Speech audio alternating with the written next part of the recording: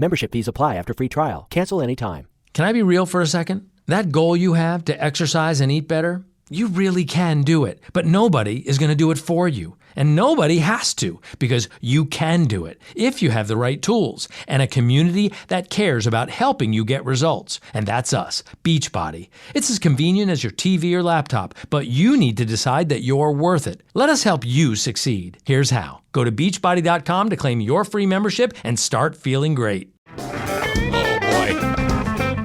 Welcome into the Eric Zane Show podcast.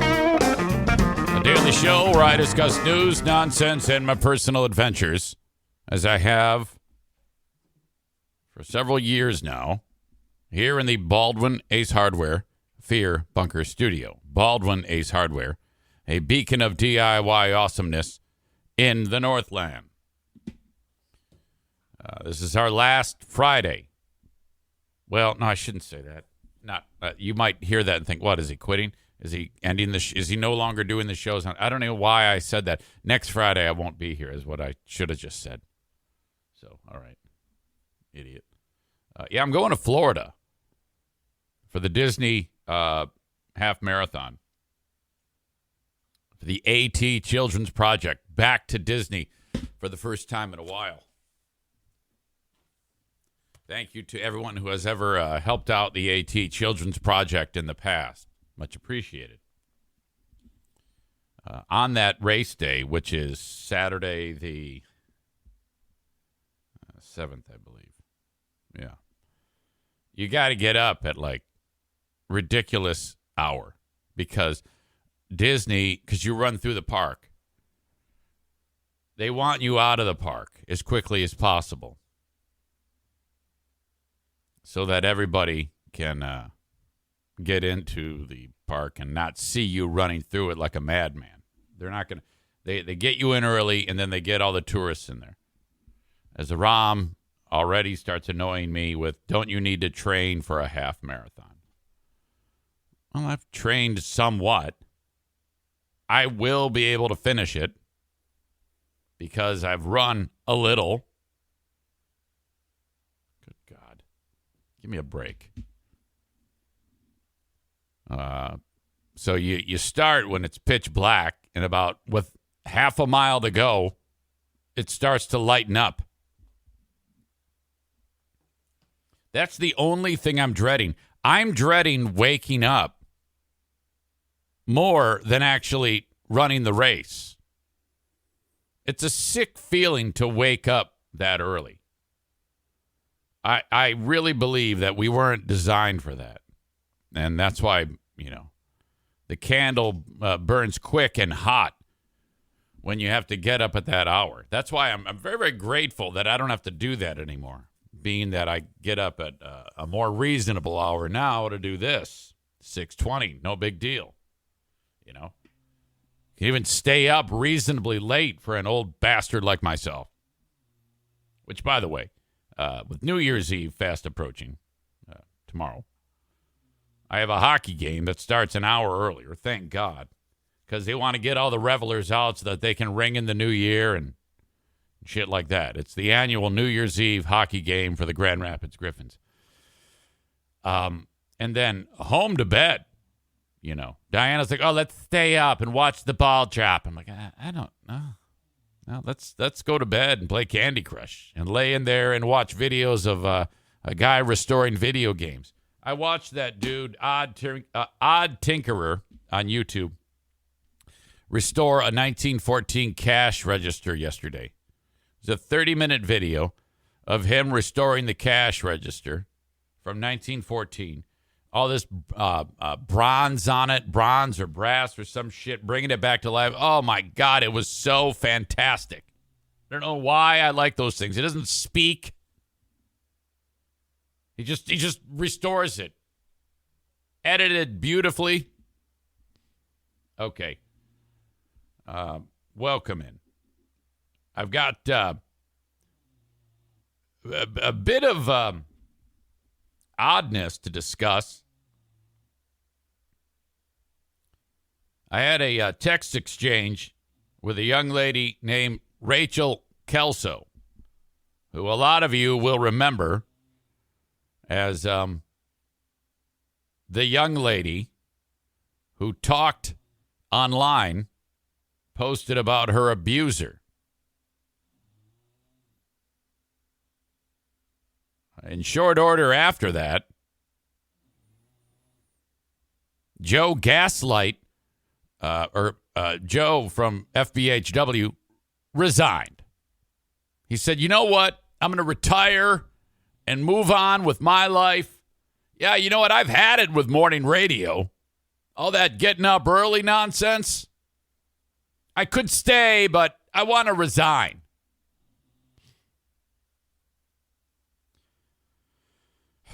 I will tell you that with what I'm about to talk about now, I asked Rachel the question yesterday, do you mind if I discuss this tomorrow? Totally fine if no.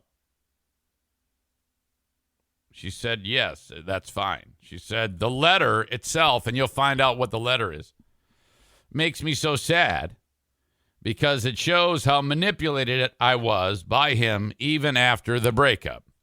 You're like, what is going on? So yesterday, I was getting set to do this podcast, and I looked, I saw on the Freeburn Hot Wings Reddit, which is a wonderful place for gossip, that there was a green envelope on there. Someone had posted an envelope addressed to Joe. And I didn't realize it at the time, but there was more than one picture. Again, I'm old. And it said, found in GH, which means Grand Haven. And it's addressed to Joe, and the address is blacked out, and the return address is blacked out. And then, according to this poster, the poster said, yeah, I found this in a donated book at a Goodwill store being used as a bookmarker. Now, let's pause right there. I don't believe that. I don't believe that this was found in a Goodwill store. I believe someone with bad intentions posted this. That's what I believe. So if you put a big greeting card into a fucking book, you're gonna notice it. It's gonna be sticking out. So I don't know. Maybe it was a giant coffee table book about the Hubble telescope. Who knows? But that's what the person claimed. This was found in a book. Wow. And I didn't realize that there's more to this. See at the bottom, these three dots? And Idiot Eric didn't realize there's two more images. So I didn't think much of it. I just thought, oh, wow, someone got this? And then I noticed all the comments. People are like, wow, this seems intensely personal. I cannot believe, however you obtained this, that you would post this. I went about my day. And then at about 1:30, I got a text from Ben Glaze, which I didn't see till like 4:30. And then it said on it, go to Freeburn Hot Wings subreddit right now. And I looked, and I see that a lot had happened. Rachel, for the first time ever, spoke. And I'm going to read to you what she wrote. Because if you recall, she made that post about someone and her being a victim. And that's it. There hasn't really been anything spoken of. Next thing you know, Joe decides to resign to the French Riviera. And, okay, whatever. That's what we know publicly. Now, there's a lot more that I know. But as you know, I'm not really at liberty to say.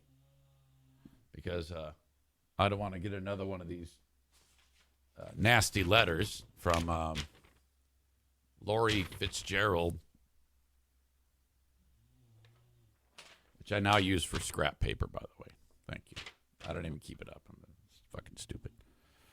But it gives me a perfect opportunity to point out something very, very important on this show. As you know, I like to keep things up and up.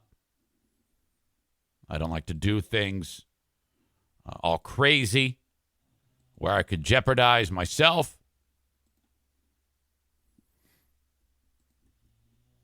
So, The Eric Zane Show podcast would like to remind you that this is a work of fiction. Names, characters, places, and incidents either are products of Eric Zane's imagination or are used fictitiously. Any resemblance to actual events, locales, or persons living or dead is entirely coincidental.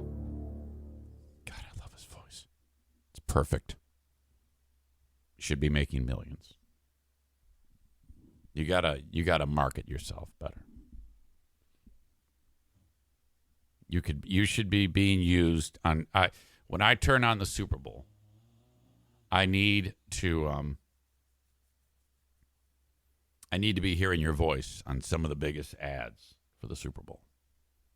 It makes me feel so good.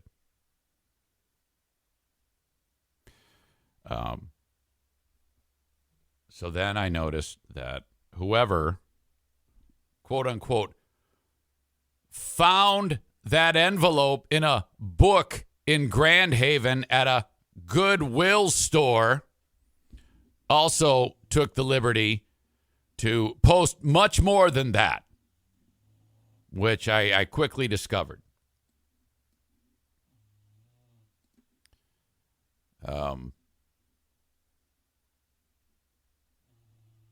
That was the envelope that I showed you. But that's not all, no. There was a Christmas card. And this all arrived to Joe back Christmas last year. And it's just crazy luck to find this at a Goodwill. And just crazy luck for a person who is a fan of that show. And just crazy luck to be a person who is well aware of the subculture of the Free Beer and Hot Wings Show subreddit. And crazy luck that they have an account that has never posted anything ever and was just waiting to be used for something like this. Crazy luck. Wow. It's almost like there was a burner account made exactly for this reason at some point in time, anticipating that it may need to be used one day. Wow, that's crazy. So whoever this scumbag is who had their hands on this letter, because whoever the scumbag bag is did not find it at a Goodwill, posted the letter. And the reason why the scumbag posted the letter is, I'm not sure. But the letter, what it does when you read it, it makes anyone who may have had bad feelings about St. Gaslight maybe question that. That's why this was posted, in my opinion.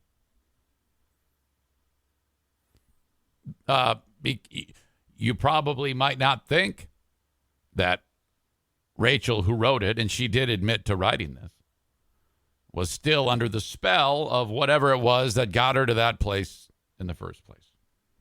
But this scumbag posts this shit.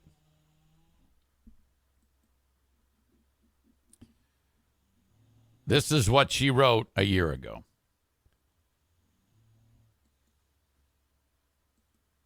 Joe, I'm still so heartbroken that we aren't sharing another holiday together. Loving you and being loved by you has filled my heart with so much joy. Over the past year, and okay,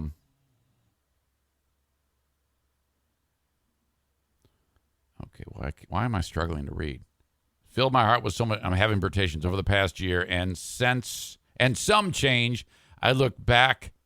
Oh no, I think I don't know why I can't read that. I look back at all of our memories together and get the biggest smile on my face.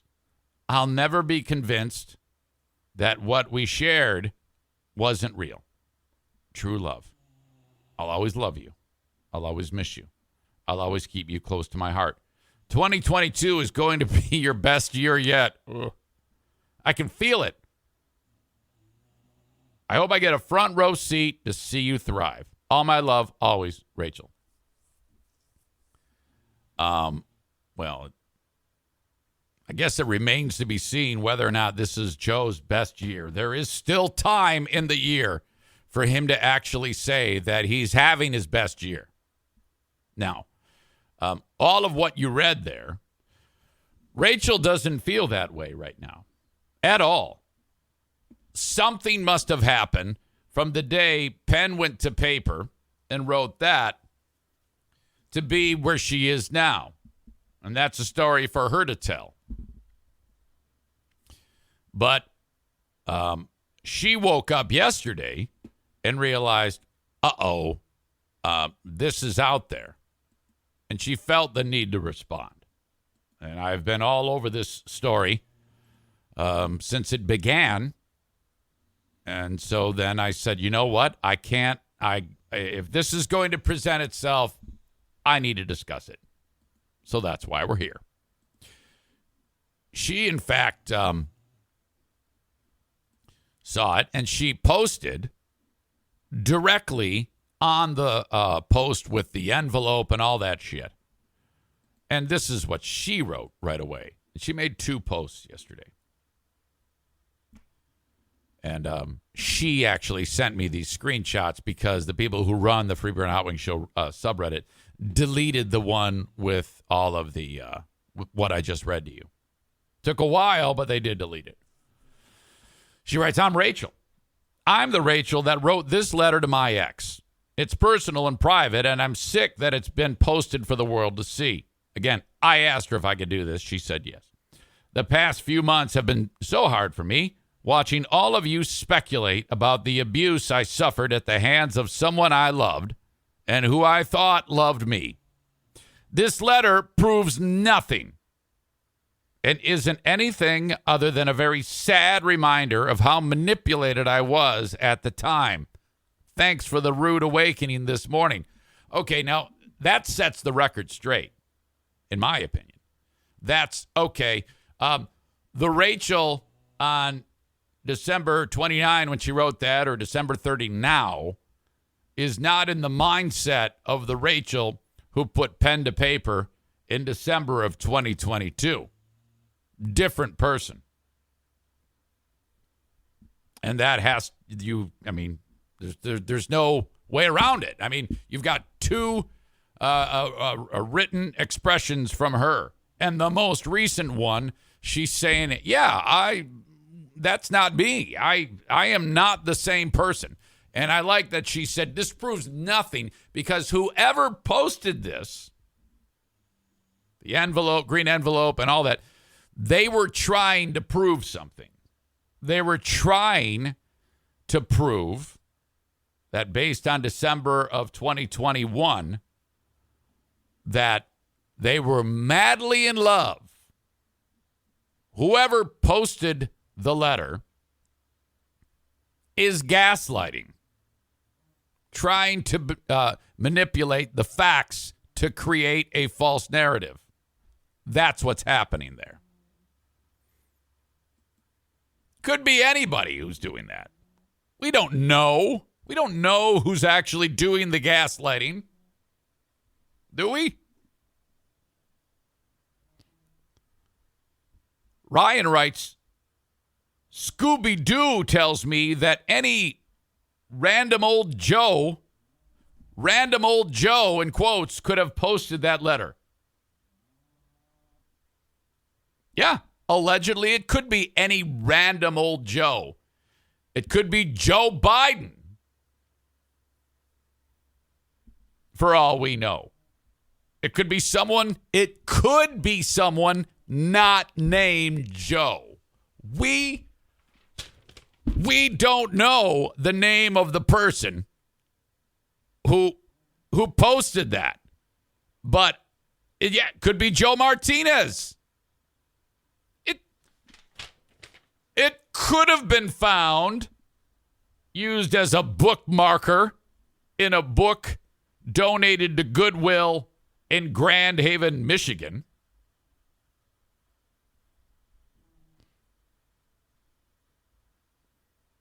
Oh, look at this. Crazy Ashley is here.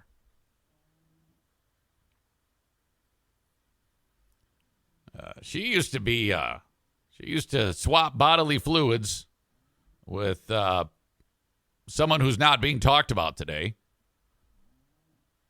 She said it could be Joe Blow.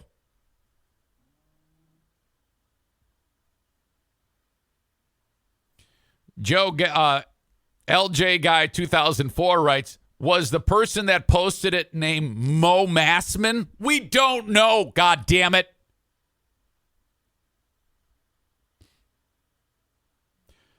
Crazy Ashley, who is, do you know that her dad used to be in a hair band? Maybe I should post all my cards while St. Joe was in rehab? Interesting idea. Well, look, hey, I don't know why you're bringing your former boyfriend into this. I mean, I'm not talking about him right now. I could be talking about any old Joe. The Eric Zane Show podcast would like to remind you that this is a work of fiction. Names, characters, places, and incidents either are products of Eric Zane's imagination or are used fictitiously. Any resemblance to actual events, locales, or persons living or dead is entirely coincidental. Anyway.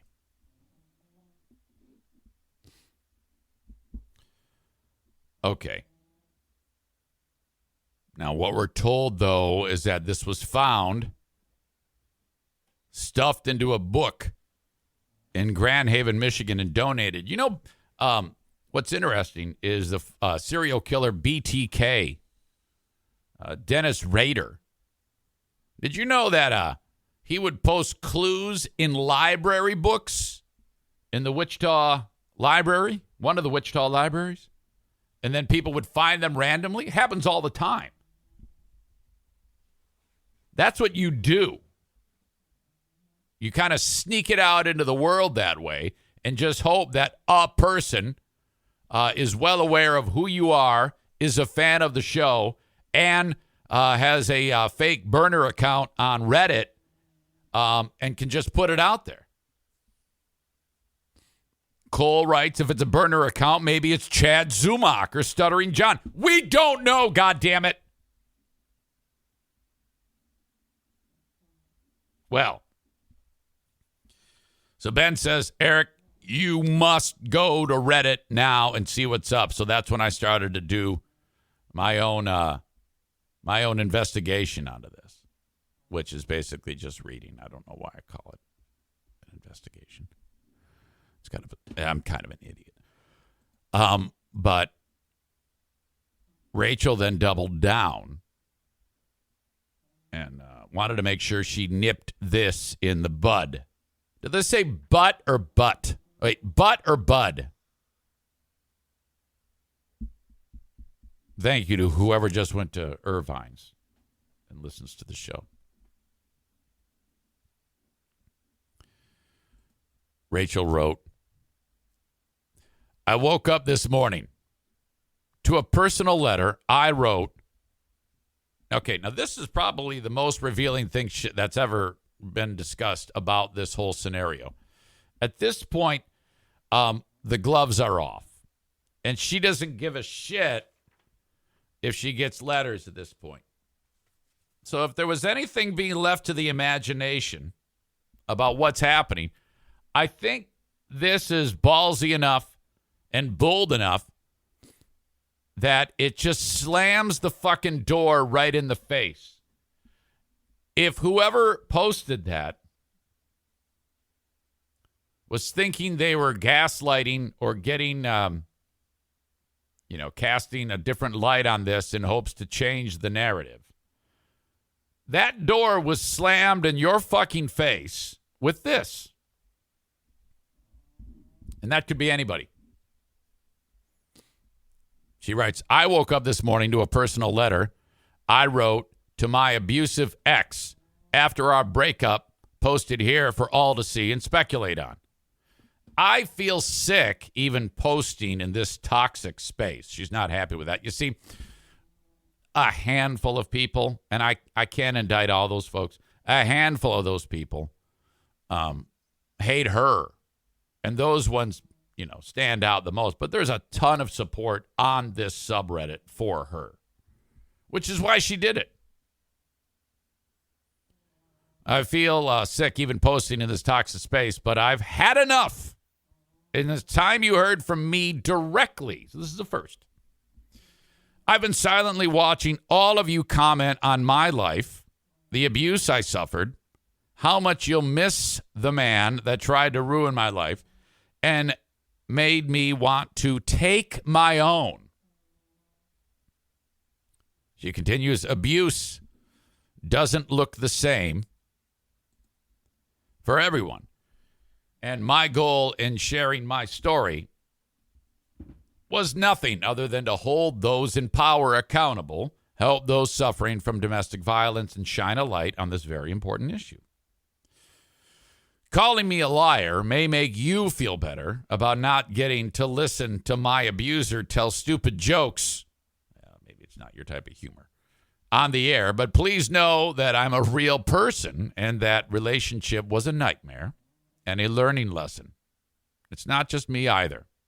There are many other women who he's hurt who are finding their strength and voices too. It should be added that she could probably be talking about anyone. We don't know for sure who she's referencing. We have an idea, and you can guess. We're not 100% sure, though. Who are we to just assume, right?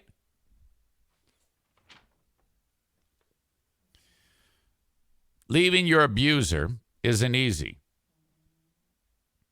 And if it weren't for my younger cousin being with me that horrifying Thanksgiving morning in 2021, I would have suffered even worse.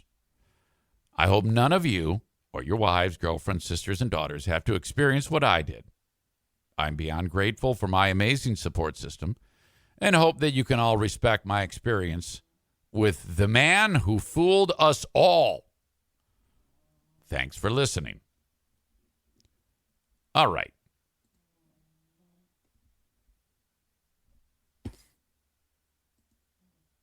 So that was put out there.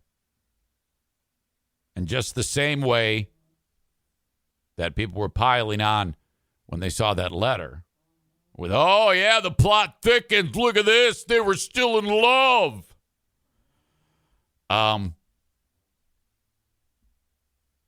That, I think, sets the record straight.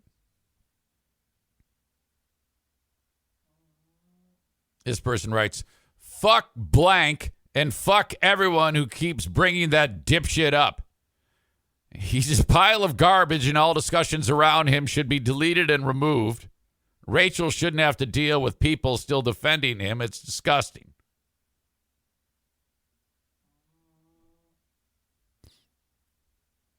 This person writes, the thing is, other people don't get to tell a victim of abuse when it's the right time to come forward. And I'm speaking from my own experience.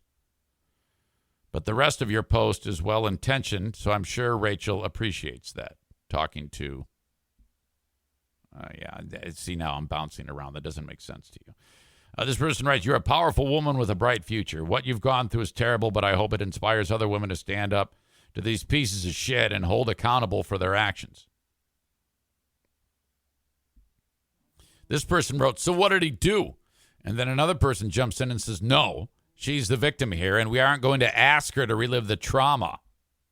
Let her heal. There's a couple assholes that have really gone for it, who have been put in their place. This person writes,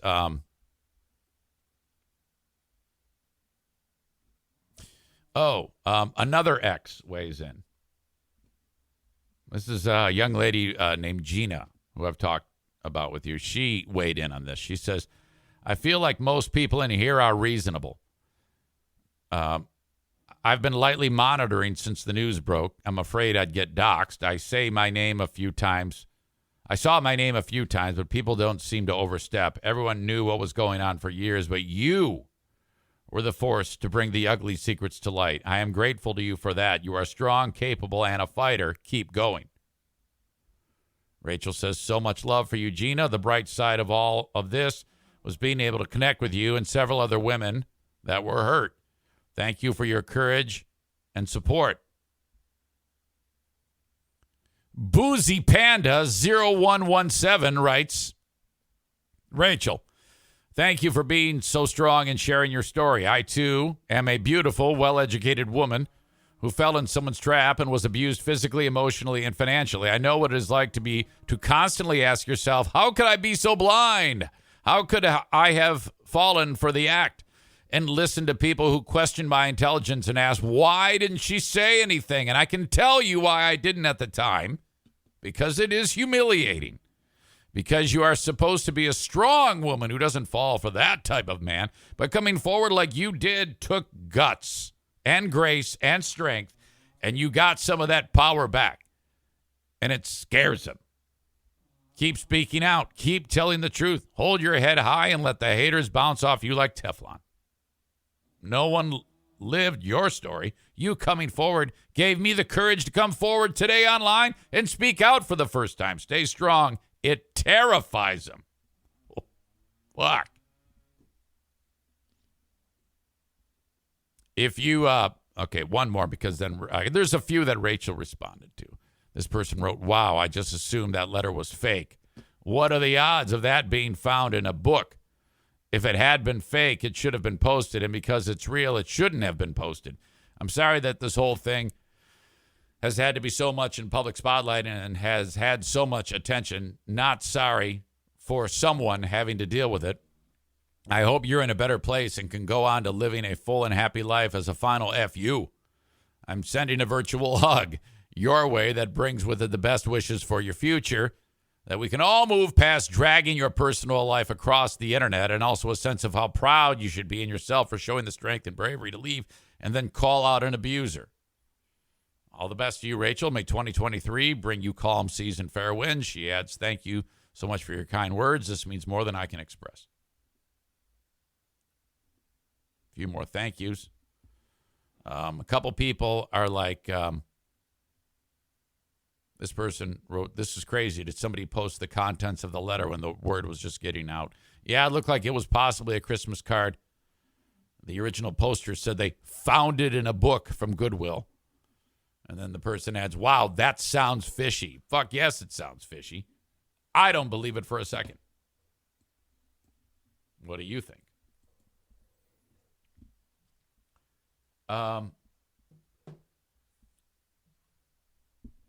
I responded to her. By the way, Ashley writes, I feel like I've missed a lot of things. Well, we're getting you caught up now. Welcome back. And why aren't you listening like every single day? This show is perfect for you. Kind of offended by that, frankly. No, I'm not.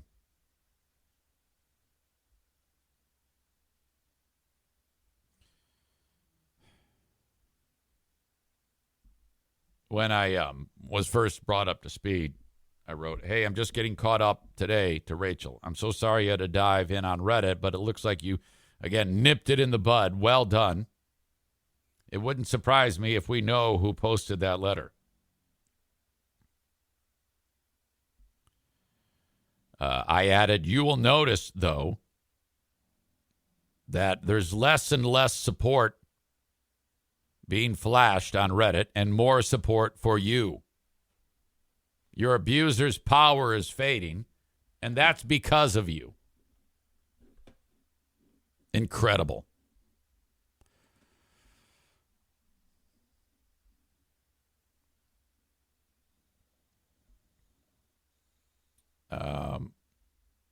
So there you go.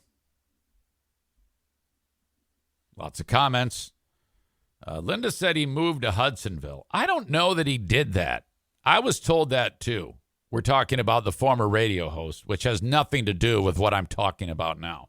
It's just a random comment. I don't know why you guys are talking about any old Joe. Don't be silly. Let's focus on what we're talking about. This is a work of fiction. Names, characters, places, and incidents either are products of Eric Zane's imagination or are used fictitiously. Any resemblance to actual events, locales, or persons living or dead is entirely coincidental. All right. Hey, you guys, you don't want to just be throwing out accusations on this show. I don't appreciate any audience members in the comments throwing out random names of people. You know, come on. There's even one poster named Any Regular Joe who writes, I guess my lawyer needs to send another letter. No, not to me. I don't know what the fuck you're talking about. All right. So that is officially unpacked, and that is now over. Ryan says, Eric is just reading things he found on the internet randomly. Of course I am. Of course.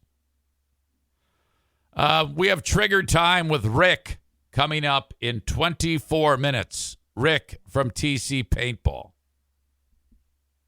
I also have a fantastic fight that I'm going to review with you in just a second. For those of you on Facebook, Twitter, and YouTube, it's time to send you on your way. If you want the rest of the show, get it on Twitch. Twitch.tv/Eric Zane Live, or download the Twitch app and search Eric Zane Live. I can't talk today. I sound drunk. Of course, the audio podcast is made available shortly after this show finishes on all the podcasting platforms, including iHeart. Listen to your heart's content. Nearly 1,000 episodes are available. I have a Patreon, which features 11 bonus episodes a week. I just got 2 new people. Matt Q, who played Dale in trivia yesterday. He signed up. And Zach F. Thank you for signing up on Patreon. Try it for 1 month, with the audio podcast being $5 a month, the audio video podcast being $10 a month. Sign up for 1 month, see if you like it. If you do like it, I'll knock 10% off of the price when you convert it to a yearly. So what was $120 is $108. What was $60 is $54. Thank you, thank you, thank you. And as always, correspond with me via email, eric@ericzaneshow.com, on the Shoreliners Striping inbox. So we now say goodbye to you all on Facebook, Twitter, and YouTube. Membership fees apply after free trial. Cancel anytime. You know what's wrong with health and fitness? You weaponize it against yourself. Why didn't you go to the gym today? You're so lazy. Why did you eat that? You have no self-control. Stop it. At Beachbody, we think training and caring for your body in a way that works best for you should be about loving yourself. Let us help you without all the judgment. Here's how. Go to beachbody.com to claim your free membership and start feeling great. Facebook and Twitch brought to you by Irvine's Auto Repair, Grand Rapids Hybrid and EV. Twitter brought to you by Blue Frost IT. At Eric Zane Show on Twitter. Eric Zane Show YouTube channel brought to you by Frank Fuss. Subscribe and give whatever you see on there a thumbs up. All right. Don't go anywhere. Your old pal Eric Zane has to go tinkle. I will be back. All right. By the way, Crazy Ashley is flirting with on the live stream with any regular Joe. Oh my God. Ashley's little Bitmoji waves Any Regular Joe writes, I used to date a girl named Ashley. She wasn't that crazy. Ashley flirts with Any Regular Joe. You single? Trip to Chicago? Well, that's very forward of you. Any Regular Joe says Chicago scares me. Too many gangs there in the suburbs, especially.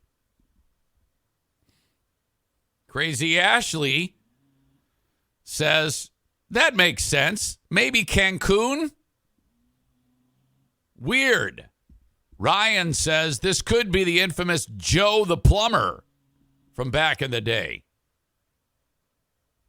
Any Regular Joe says, oh, I've been to Cancun. This is so fucked up. Buried in all of this was the thing I said where I wasn't kidding, where I indicated that Ashley's dad used to be the lead singer in a hair band. What was the name of the band again? And there was a video that we watched a little bit. This is a perfect opportunity to break down that video. The band was called Destiny. So if I look up Destiny in the song, I think was Christine.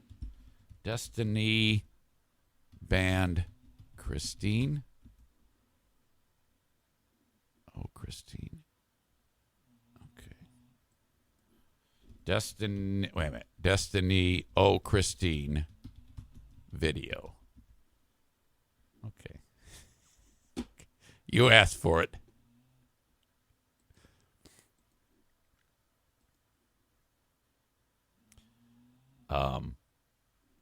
This is Ashley, who used to be dating a famous radio guy. And at one point was accused, well, there was all sorts of craziness with the dog. Remember that everybody hated Ashley because of the dog thing? Oh, my God. Well, you can forget all that. Because her dad used to be in a hair band. And I'm going to feature this right now. In fact, that might even take over the fight thing that we're gonna do. Or maybe we'll do both. I don't know. I think I can only hear it in one side of my headphones.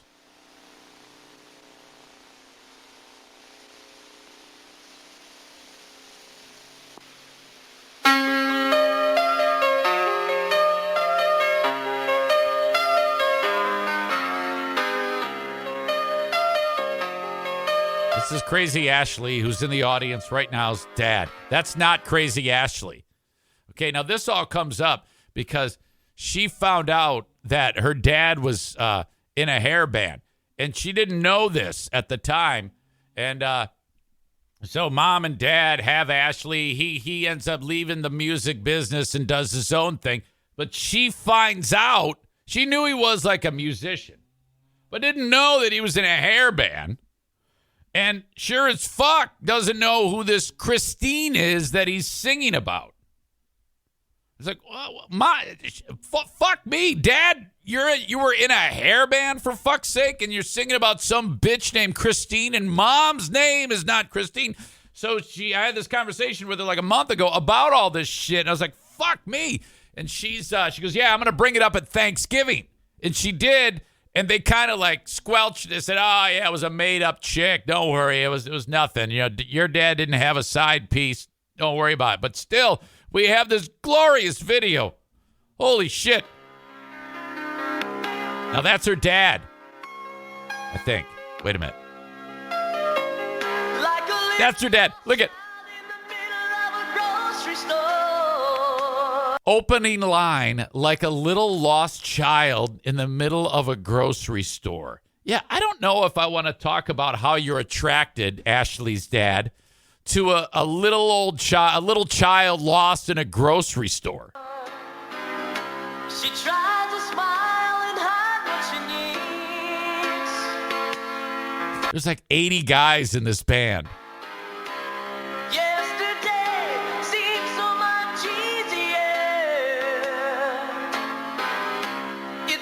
That mic is not even plugged in. You can see the three prongs.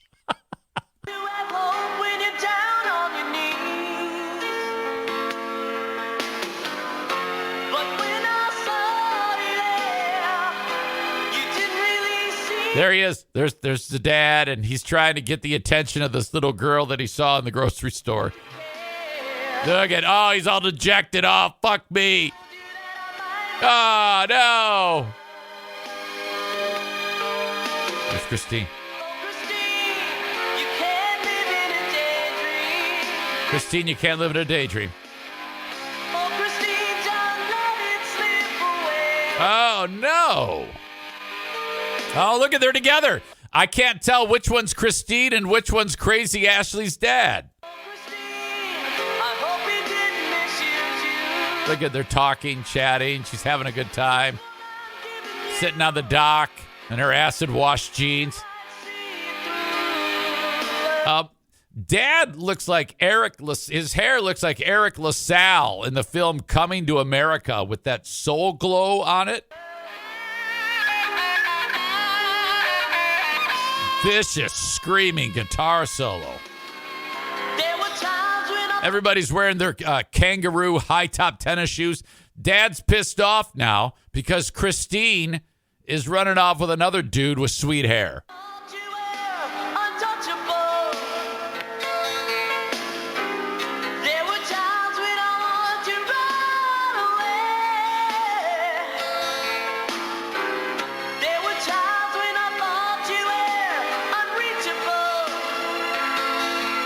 I can't believe all of the instruments that are being used in this band can make such a wimpy ass sound. You'd think that there'd be some real power to it. I think I might change my mind and say, but when I saw that dude, oh my God. He's got sweet hair too. Some of the best mullets that have ever existed are in this band.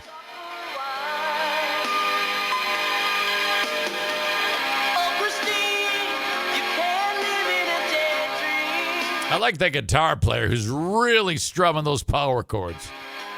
Christine's still on the dock. Can't live in a daydream. Got to get back to the grocery store. Christine's cute. I'll give her that. She looks great. Going back to the hand-holding sequence. You're getting a lot of shots. Whoever made this video loves shots of hands. You know how Tarantino loves shots of feet? Whoever made this video, no doubt some Polish guy from Detroit, loves the hands.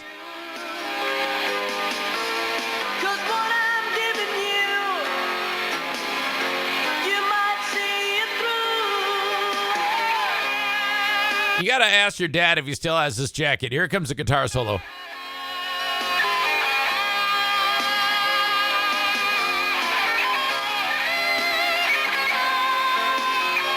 It's just the same shots over and over again. Your dad looking creepy, same park bench. Lake St. Clair. Oh, that's the same clip. Now they're just getting to the same old shit. How does this end? I feel like he's just singing the same words over and over again.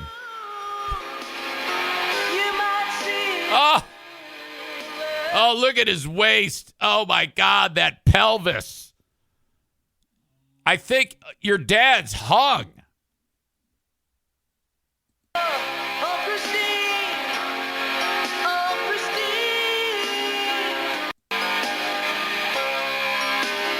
They're dancing.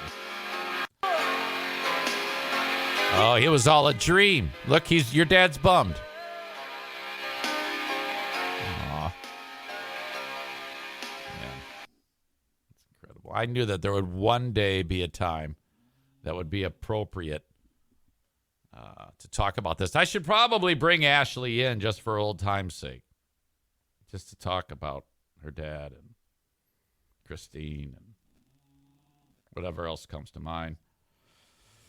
Oh, Christine. Oh, Christine. Oh, Christine, don't let it slip away. Oh, God. Sorry, I had to. It's amazing. It'll make my dad stay. Will your dad actually see this? I will make sure. Why did he let go of the dream? Why did he stop singing and doing his thing, Oh, he didn't. Not. He still performs. He does. You probably ran into him. He used to be in like a dad band at the Bob. A dad, really? Well, Yeah. we could get together, the whole crew. We can send the audience out to see your dad. Let's do it. They can throw underwear at him, the whole deal. Okay. All right. What did you think about the portion of the roast that I just did when I was focusing on your dad being well hung? I didn't love it. It was not my favorite. All right. I went from cackling to Yeah. Well, that revelation when you tipped me off to this fucking thing, I was like, wait, you're just discovering this now, and that was true, right? I discovered that it was on YouTube. I was aware of it. But Okay. I didn't know there was like this whole video. Okay. And when I was younger, I didn't really process No. Christine. No. And mom quickly squelched it and said, no, She said- there was no one. She said, that's a made-up name. It's just a song, Ashley. Oh, did she sound that aggressive? Like she was annoyed? She didn't love it. You could Oh. tell she was like, Ashley, that's not funny. Oh, okay. Yeah. And then she Yeah. put you in your place and you back down right there? I said, all right. Okay. All right, Mom. She knows it's been now. said. Your ass is grass. Way to go. Way to go. Yeah. Kyle is suggesting we could get bands like Slaughter and Dokken with Destiny. And Yeah. heck, we could have a big revival of it, a reunion. Your mom could be to the side of the stage to keep all the groupies away. It'd be great. I'm really excited about this prospect. I'm totally into it. We'll see if his schedule is free. Okay, it sounds like you're in a good spot right now. So happy New Year to you. And Yeah, you too. yeah, onward and upward. Onward and upward for sure. All right, best of luck. Tell Dad and Mom I said hi. I will. Thank you. Okay, Have a peace. good one. Bye-bye. Bye. That is Crazy Ashley. I don't think Ashley's crazy. It's almost like the world was, well, not the world, but a lot of people were under some crazy spell to make us think that she was crazy. Ha! Amy says, Crazy Ashley, you need to make this happen. It would be amazing. A revival of the band Destiny, and they can close out the show with Christine. Oh, Christine. He could grow the little pencil-thin mustache. He could grow out the mullet, get all 89 guys in the band back together. Bring the chick from the video in. She's probably like 94 years old now. When they made the video, she was a hot mom. She was like a 40-year-old woman then. So she's got to be like 90, 95 now. All right. Kenny writes, I think someone else is definitely crazy, but not her. Yeah, I don't think Ashley is crazy whatsoever. She's made several appearances on this show. Amy says Eric could be guest singer. I would love to do that. Or perhaps one day down the road, Eric Zane Broken Promise right here, we could bust out rock band karaoke again, where we have a backing band and you all get up on stage and sing with Destiny to like songs that they can do covers of. So maybe like a little Toto Africa or a Folsom Prison Blues or some shit. All right. We've covered a lot of ground here on the show, and I did not cover what I wanted to cover, and that was the fight at the Waffle House. Dad, lead singer in the band Destiny, apparently reached out to his daughter, Ashley, because she writes, Dad just asked for the link to this, so he's on to us. He's been tipped off. Okay. Well, we're kind of done with that portion of the show now, so he's going to have to go back after it finishes and repopulates, and then he can watch the video on demand. We will. Anything for a megastar. When you are a megastar, and I don't know your father's first name. What is your father's first name? I imagine we're about the same age. I imagine your dad to be about 58.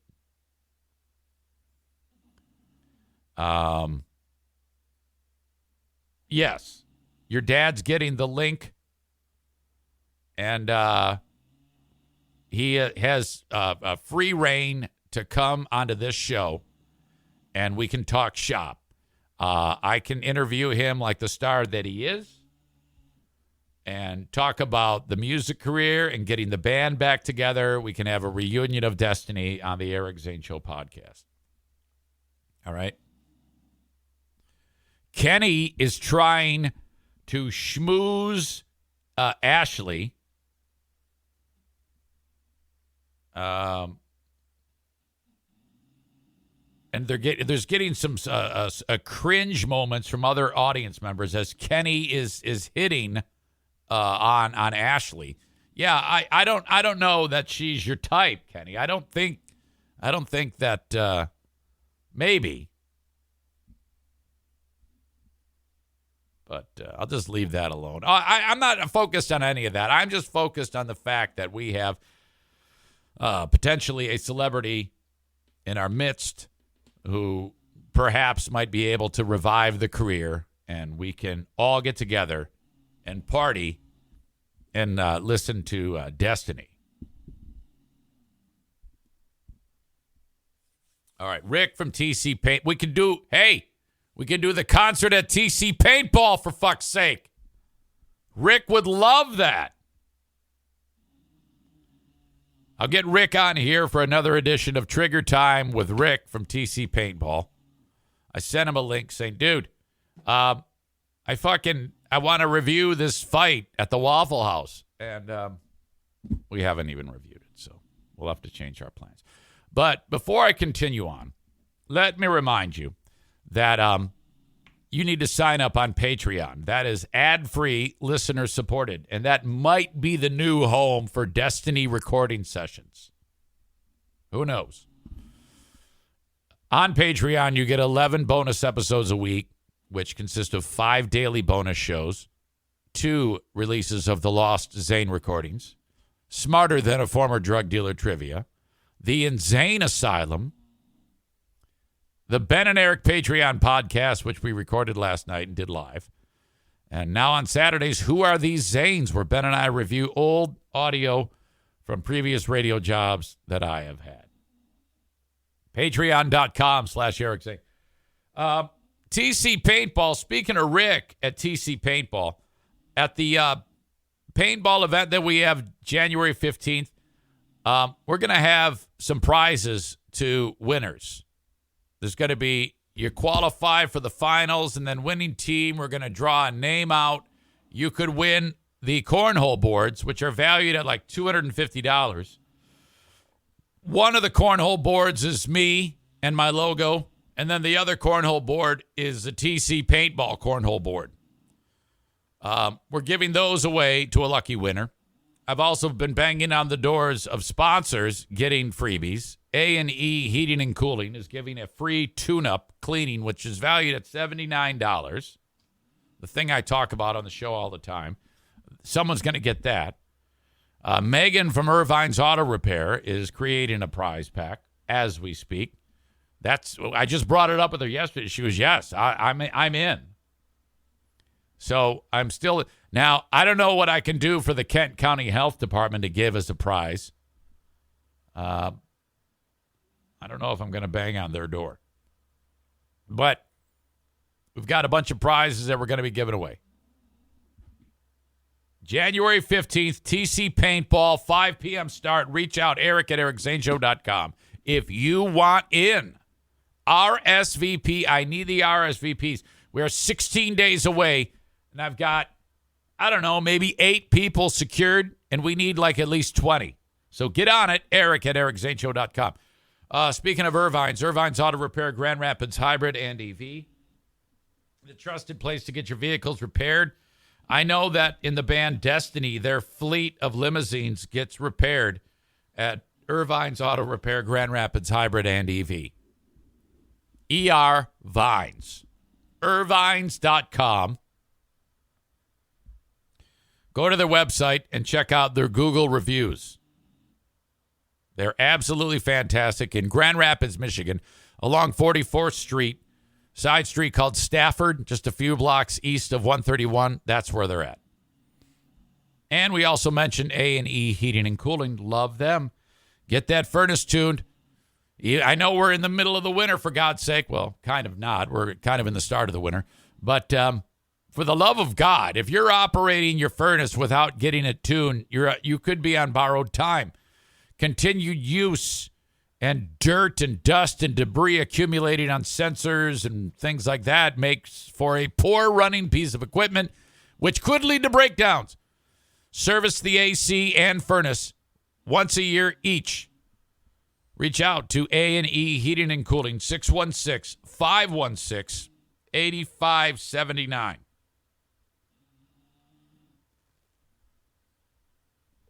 Oh, Christine. Oh, Christine. I don't know the words. I just know, oh, Christine, and he's got a pencil-thin mustache and a sweet mullet. Good morning. Have you ever heard of the band Destiny, Rick? I have now. Yeah. How about that? What a band. I can't get over the mustache. That is dated. Yeah, that video was made in the 1980s when you and I and lead singer of Destiny, I don't know the guy's name, Crazy Ashley's dad, were just getting our start in the world. And did you ever have aspirations of being in a band, Rick? Yes, I did. We used to do in my garage with a VHS camcorder. We used to do a hair band thing where we were lip syncing, like mock rocking it. Yeah. And I made a whole bunch of videos like that, and boy, those are embarrassing. Wow. I imagine a gigantic mullet and lip syncing to what music? Was it Destiny? You were lip syncing. What was the band? So a lot of Poison, Def Leppard. Probably a little Motley Crue. I mean, your staples of 80s hair bands. Yeah, it was nonstop for a while there. It seemed like everything that came out, it was the same style of music. Yeah, until I think Seattle the grunge movement kind of broke that mold, right?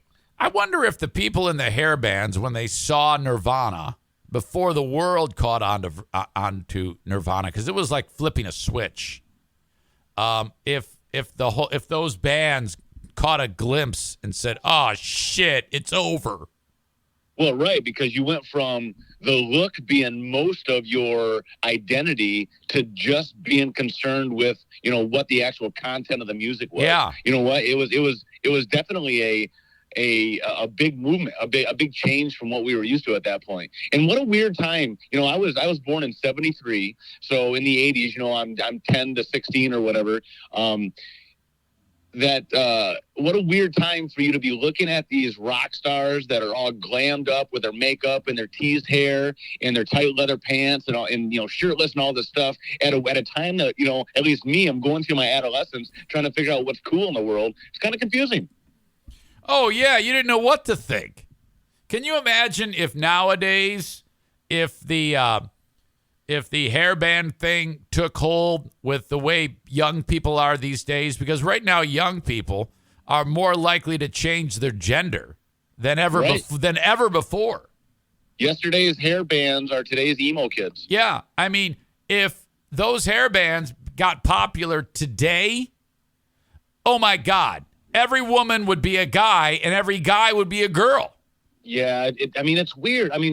Weird. From my perspective, I feel like it's weird, but yeah, it's, I don't know. A lot of talent in the 80s. I think back, just referencing Poison, and Poison, when I was growing up, was one of my favorite bands, and I really liked their guitarist, C.C. DeVille. He was a really good guitarist, but, bleach blonde hair and makeup and just teased up, and it was wild. It was a wild look. Right. Some of those images of those bands, they actually looked like hot chicks. Yes, and that's why it was confusing. Yeah, I remember specifically Poison. There's one image that I'm pulling up right now as we speak from the cover of Look What the Cat Dragged In. Uh-huh. And my Got their God. 4 faces on the front. Oh, yeah. There it is. Cece, you can tell he looks fucked up, but I mean, I don't know who the guy is who's winking at us with the lipstick. I mean, he is Ricky Rocket. That's it. He's beautiful. Oh my God, I'd put my dick right in him. I don't think he's old enough for you, but I got to see his feet. All right. Well, we're off and running on another edition of Trigger Time with Rick, and I'm confident. Are we still calling it that? Yeah. Well, I don't know. I mean, that's what we started with. We might as well. No, I don't care. But I think we need a logo for it, though. Maybe I'll go to work on a logo. Yeah. Yeah, we can definitely do that. You know me. I'm always the last to do anything. But you're the type of guy I'm learning that we can just kind of open up any can of worms and just have at it. We initially wanted to talk about this fight at the Waffle House, which I didn't get to because I was having too much fun reviewing Destiny. But, you know, it gives me a perfect opportunity to talk to you about some other things as well. Absolutely. Okay.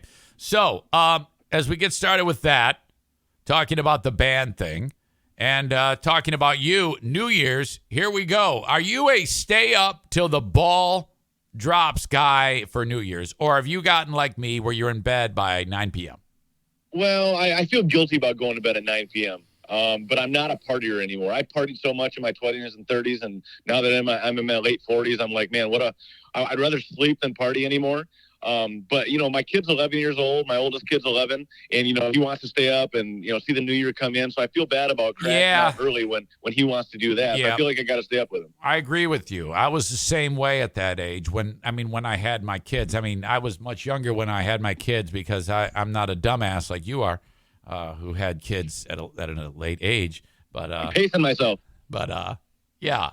But now it's like, fuck, man, I'm going to bed at like 8:30. Unless if Diana says I have to stay up. If she says she wants to stay up, I have to stay up. I'm the same way. Yeah, absolutely. But my wife crashes on the couch about every night between 7:30 and 8:30. So she needs her sleep even more than I do. And I go to bed early. I go to bed by like 9 or 9:30 every night. Rick, do you have, we were talking about having rock band karaoke at some point again. Are there any go-to songs that you think you can actually sing? Oh, I sing a bunch of songs when I'm all by myself, but I have a terrible voice. If I'm on one of my long road trips and it's getting late at night or whatever, I'll turn on some hair music and just start singing as loud as I can sing and making anybody else in the vehicle extremely uncomfortable. There's not one go-to song that you can crush. Wow, do you really want to know? Yeah. One of them, there's a couple of Guns N' Roses songs that I really like singing. Breakdown and Estranged are both really good songs. And then there's one Poison song, since we're talking about Poison. I like to go crazy on Something to Believe In. Oh, yes. You take the high road, I'll take Yes. That's a good one, man. God, that's a great song. Tears in my eyes. I love that song. It's a good song. You know, yeah, people give those songs a lot of shit. But occasionally the great hair bands, will bust out that type of introspective vibe to them, like that one and world-famous band Destiny sang Christine. List goes on and on of great bands that have pulled that out. Wanted Dead or Alive from Bon Jovi, too. Oh, November Rain. That's a good one. Shit. I could go on and on. Desperately from Slaughter. There's a good one. I don't know that one. That's a good one. You kind of had to grow up with it, I think, but that's a good one.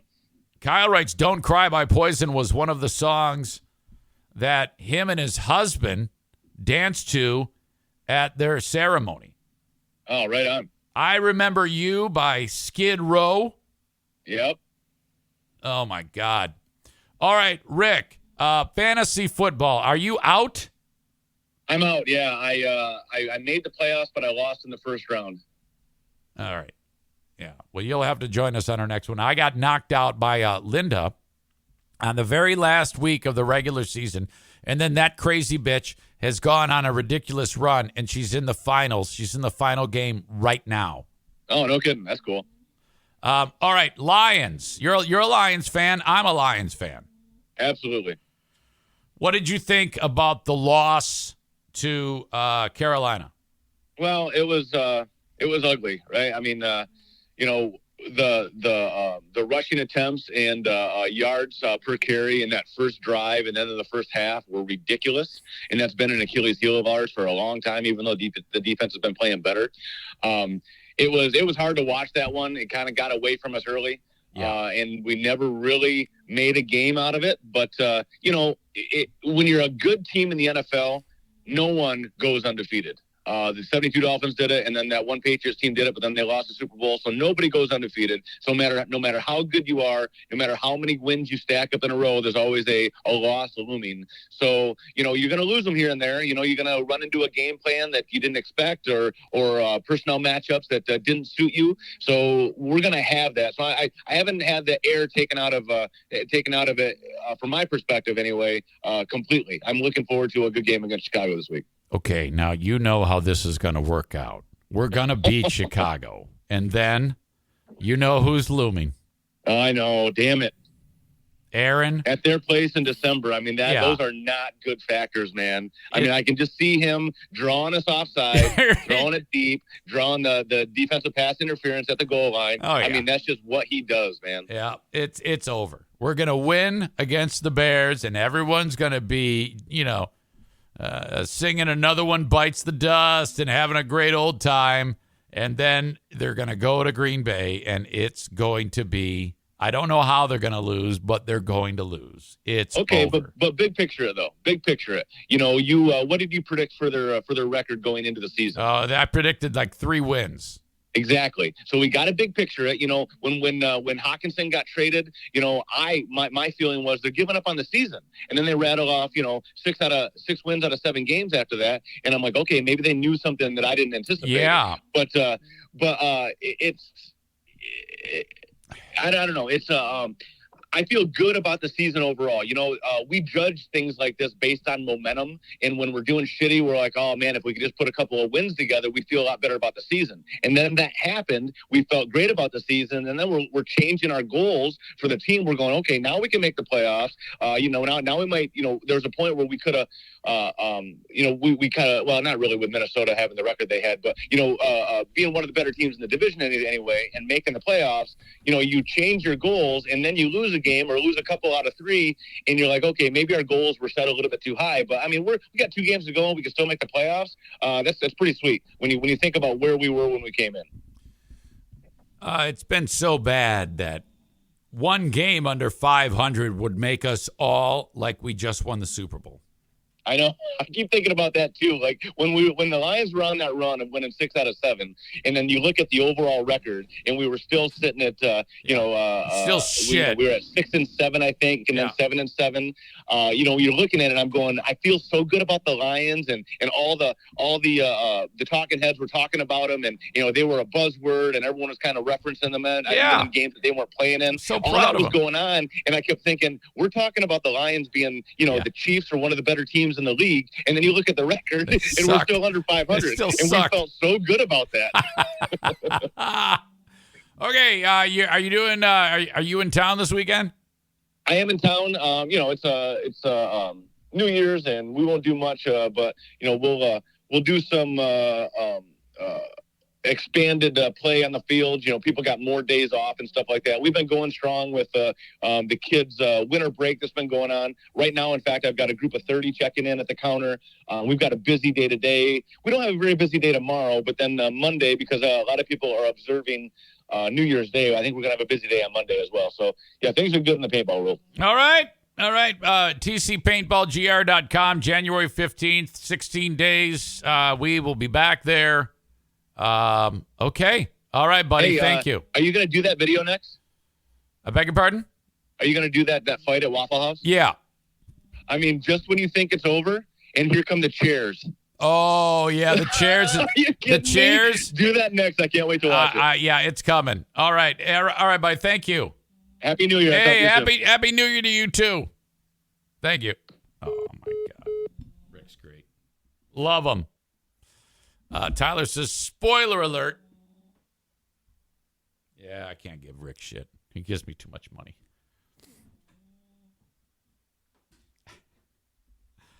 All right. Thank you, Rick, TC Paintball. Let's get into the Waffle House fight, like he said. Okay? This one was Austin, Texas. I got it from numerous sources. People were like, this is the craziest. This is the best one yet. The main players in this, you got one chick who is like third person in, who I'm just going to call Lizzo. And then she's one of the patrons. And then you got the chick who works there at the Waffle House, who, if they ever do a movie about this event, the part has to be played by the chick who played Darlene Snell in Ozark. All right? You'll get that in a second. You'll get why I think that in a second. So I don't know what the fuck is going on there. I guess the patrons were pissed off because the food was taking too long to get to them. So then it all began. Audio check, video check. Here we go. Enjoy. There's Darlene Snell, okay? And then Waffle House Lizzo. There's two Lizzos. There's Waffle House Lizzo and Customer Lizzo. There might actually be like 4 or 5 Lizzos in this. Bro. But Darlene Snell is just looking on. Hang on, it's a little loud for my taste. It's frying my brain. Okay. White Top is one of the Lizzos. This chick here, hot black chick, I don't know what to call her yet. What the fuck going on, bro? Hell no. You heard him. What the fuck going on, bro? Hell no. Oh, I just want my waffle, cuz. What they doing, bro? Come on. All those people, they're all getting their phones ready. They know it's coming. Okay, all right, here we go. Hot chick with the sweet titties is on the counter. You wildin', cuz. Oh. Now, Darlene's someone's gonna throw shit at hot chick with the titties. Oh, shit, you are wildin'. Oh, that was a coffee pot. Darlene Snell threw the fucking coffee pot on her at her, and it shattered. Because you can see here, Darlene Snell has that decaffeinated coffee pot, and she's going to throw it right at that chick. So that's the straw that breaks the camel's back. Oh, shit, you are wildin'. Oh, shit. I think that maybe it was a sugar container because there's shit all over the ground. I don't know. All right, so here we go.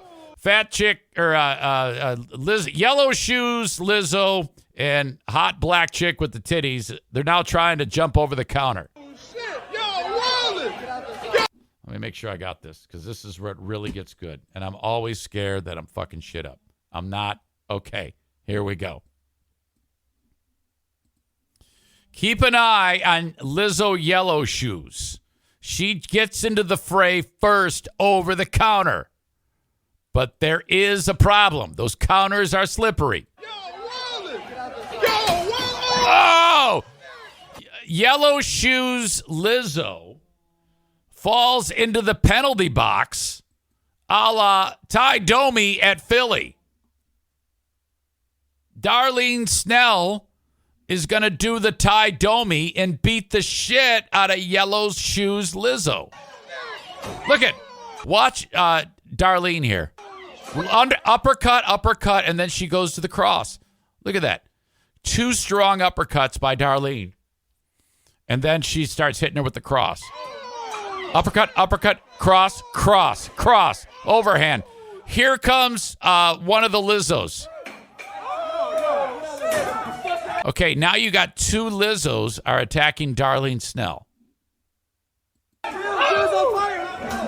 The super big Lizzo is just throwing those weirdo overhand punches and hanging onto Darlene's hair. Cameraman is fucking shit up. Here comes Titties. Titties wants to leave. Cameraman, look at the crew. Everybody outside of the Waffle House is doing the same thing. They're getting to safety. I like where it says text careers at Waffle House 23353. All these people are being smart about this. They're staying out of the Waffle House and shooting the video and laughing. I love them all. Okay, this is why I wish I was there, to actually engage with these wonderful people, these patriots. We haven't even gotten to the best part of the video yet, though.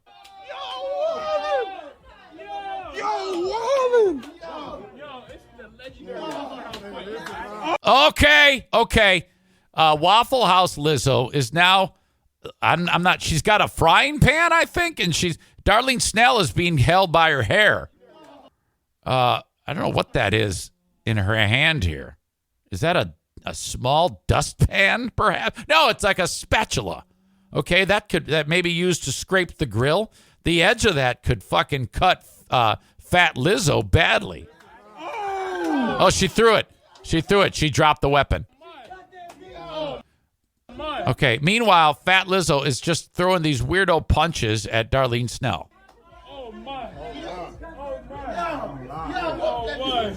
Yo. Hey, all y'all need to start trading. No bullshit. So y'all ain't got to deal with shit like that. Yo. Okay, the one dude, this is the manager. He's like, okay, calm down. You're not going to get your waffles. He's trying to stay out of it. The one guy here, it looks like Raj and Dwayne from What's Happening. And then this chick's barely got a shirt on. I'm surprised that didn't come off. Roger and Dwayne are trying to keep the peace. Yo, y'all better than that, man. Come on, man. All right. We're supposed to be supporting each other, man. This guy's giving a pep talk, and they're all laughing and having a good time shooting video. Now, all of a sudden, they're being righteous. Shut up and get there and get me some video. Come on, man. Yo, they still. Oh, okay, here we go. All right, one of the Lizzos is now throwing chairs at Darlene Snell. This is this chick right here. Yo, they still. Chair number one. Chair number two. Oh, look at this. Darlene blocks the chair. Yo, they still. Yo. She caught that fucking chair and threw it. Look at Darlene Snell. That was fantastic. At this point, if the Lizzos see Darlene Snell easily catch that chair in midair and throw it aside with her wiry meth head strength, I'm getting the fuck out of there. They still. Look at that. Oh my God, bro. Oh my God, bro. Yellow Shoes Lizzo is now going to throw another chair. Yo, chill. You about to go to jail. Chill. Darlene is telling her, come on, throw it, bitch. Did you see that? Y'all about to go to jail. You wildin'. That was a terrible throw. Y'all wildin', bro. Uh-oh. Somebody said the N-word. Oh, my God. Did not let down. Sarah says banging on the glass like a hockey fight. Tyler says Darlene Snell is a black belt at chair deflection. I love how everyone videoing is taking cover. My God. Radio voice Linda says, are we going to call the Waffle House? It's a wonderful idea. Which one was it? There's a lot of them. Waffle House, Austin fight location.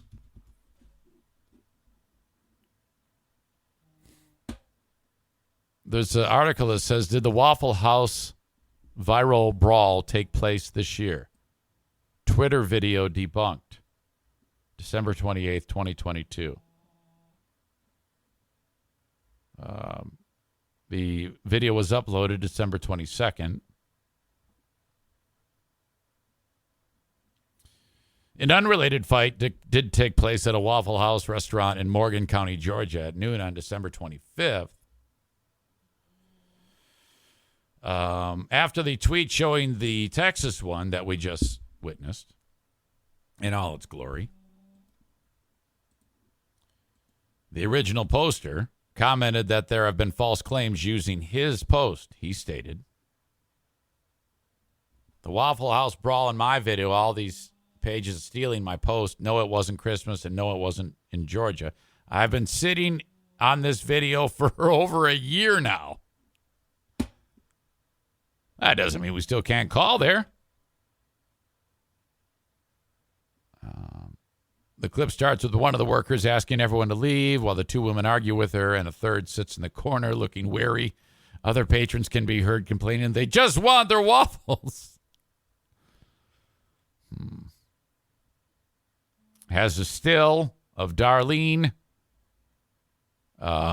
catching the chair. False claims about the incident that took place in Morgan County, Georgia are being circulated, featuring the tweet showing the more violent one that took place in Texas. So the one we did watch did take place in Austin. I am not any closer, though, to getting the location. However, I would guess there's at least 5 Austin, Texas Waffle Houses. One of them needs to be called,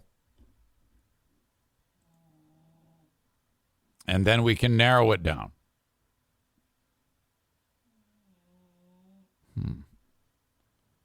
Oh, shit. 1, 2.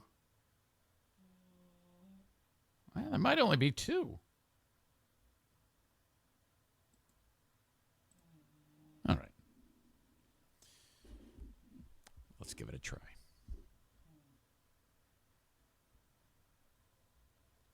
512-940-09. Oops. Damn it. Why am I speaking it out loud?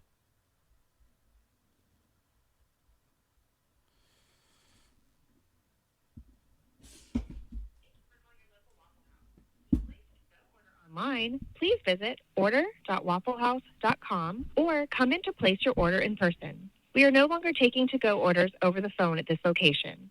We look forward to seeing you soon. What the fuck? Is that it? You can't even get through You've now. made an invalid selection. Fuck Thank me. you for calling your local Waffle House. To place a to-go order online, please visit order.wafflehouse.com or come in to place your order in person. We are no longer taking to-go orders over the phone at this location. We look forward to seeing you soon. It's a crock of shit. Well, it sounds like a wild goose chase to me. One that I'm not willing to tackle right now. We tried. That's insanity. If you can't call a fucking Waffle House in America and get the pulse of the people after what amounts to one of the greatest fights ever. Again, a year old, but still. Thank God for those heroes, for that hero. Well, those heroes who fought. For what? Our amusement. No one really hurt. We learned that a tiny little wiry lady that looks like Darlene Snell, she obviously has some skills. I think she was outmatched, overmatched, and outweighed. But, you know, one-on-one, I'm taking her all day in a fight. Those were strong punches. She looked like she knew what she was doing. She can catch a flying chair, no problem in the air. To me, she's a damn hero. And then she took a good beating when Lizzo was holding her by the hair. And then finally, she was still like, come on, give me some more. I will kick your ass. Let's see here. Ryan says, try this number. He sends me another number. Thank you. It's like you're a producer or something. Yeah. It's the same message. They've gotten wise to the world. Nick says, and this message was embargoed because it cites race, and I will allow it. Pick any Waffle House. They all have had a late-night race war. I don't know if this one was a race war, though, because Darlene had her own Lizzo with her, who was swinging a putty knife at the other team that had their own Lizzos. Amanda says, next time I want to see hands in the frying oil and faces on the griddle. Oh, my God, yes. All right.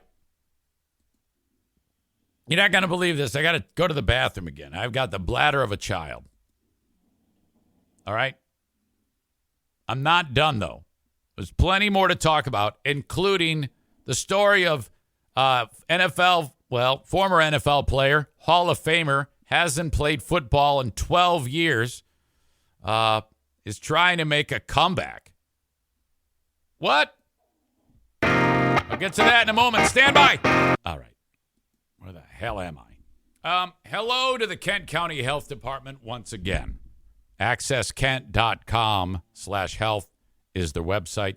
I've just seen a story that measles cases are running wild. Little ones are coming into the world, and they're not getting those vaccinations like measles, and then the children suffer, and then other dumbass parents who haven't vaccinated their kids, those kids get exposed, and then it runs wild, and it's fucking horrible. Easily controlled if you just listen to your doctor and get your kids immunized. So if your little ones have not had the measles, mumps, rubella, pertussis, meningitis, whooping cough, all those immunizations, which keep them healthy, you can get those for little or no cost if you qualify at the Kent County Health Department. Their website, accesskent.com/health. Hello to my pals at, damn it, hang on. Oh, God. The Mario Flores Lakeshore team of Van Dyke Mortgage, 231-332-6505. So, all right, you want to get a mortgage to buy a home, the American dream. Could be your first mortgage, could be the 10th time you've had to do this process. A little bit more of a stress-filled time for you if you're a first-timer because you haven't, like, you're like, what the fuck is all this? I don't even know what this means. Let the Mario Flores Lakeshore team of Van Dyke Mortgage explain everything to you in your first-timer type of knowledge, with your first-time type of buyer knowledge base firmly being considered. 231-332-6505. Or you might need Mario for a refi, or maybe a loan from your home in order to pay off a high-interest credit card bill. NMLS number 3035, 5-star, gold star rated. Call and find out why. 231-332-6505. I have a flooring installation king on the show. Jacob Bennett from Bennett Flooring Installation. He actually has two businesses on the show. Bennett Flooring Installation and M37 Hackers, which is the golf simulator business in Middleville, Michigan. Anyway, when it comes to flooring, this is who you call. Jacob, 616-318-0167 to have flooring expertly installed into your home. Please call upon him and mention my name. All right. You may remember NFL legend, Hall of Famer, Terrell Owens. Now, this guy was a fucking dick. All right?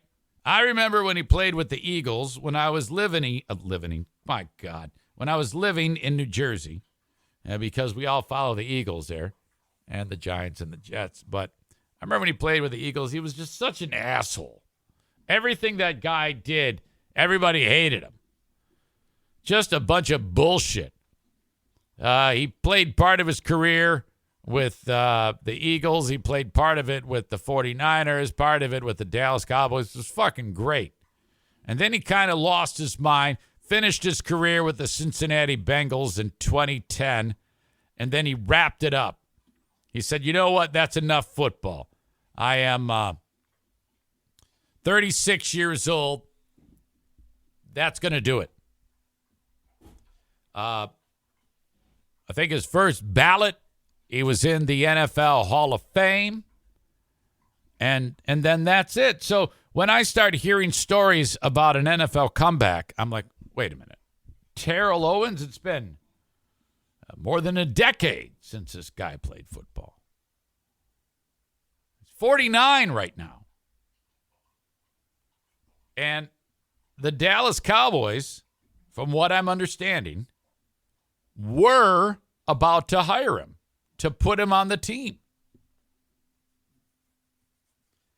Now, I, for one, would love to see this. If I'm Jerry Jones, no, I take it back because Jerry Jones likes this guy. If I own the Dallas Cowboys, I sign him for whatever he wants because he's such a dick and he's going to get lit up. All right? And it's going to be fantastic. One of those crossing patterns that like, Danny Amendola used to do, shit like that. And then throw him one of those fucking things, and somebody's going to lay him out, and his arms and legs are going to fall off. If you couldn't play when you were 36 and you were forced to retire, why in God's name would you think you have the ability at 49? According to this, Owens last played in the NFL in 2010. He suffered a torn ACL in the offseason of 2011.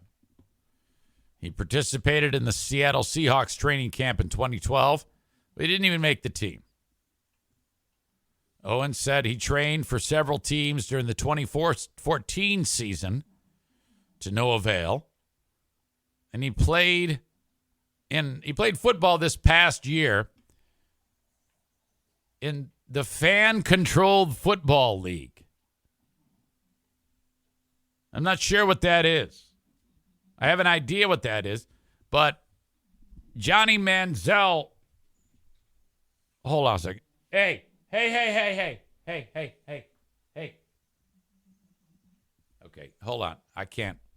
I got to nip this. I got to do like what Rachel did on Reddit.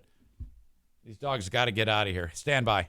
'Cause I can't. You know me. I can't do it. Hold the phone.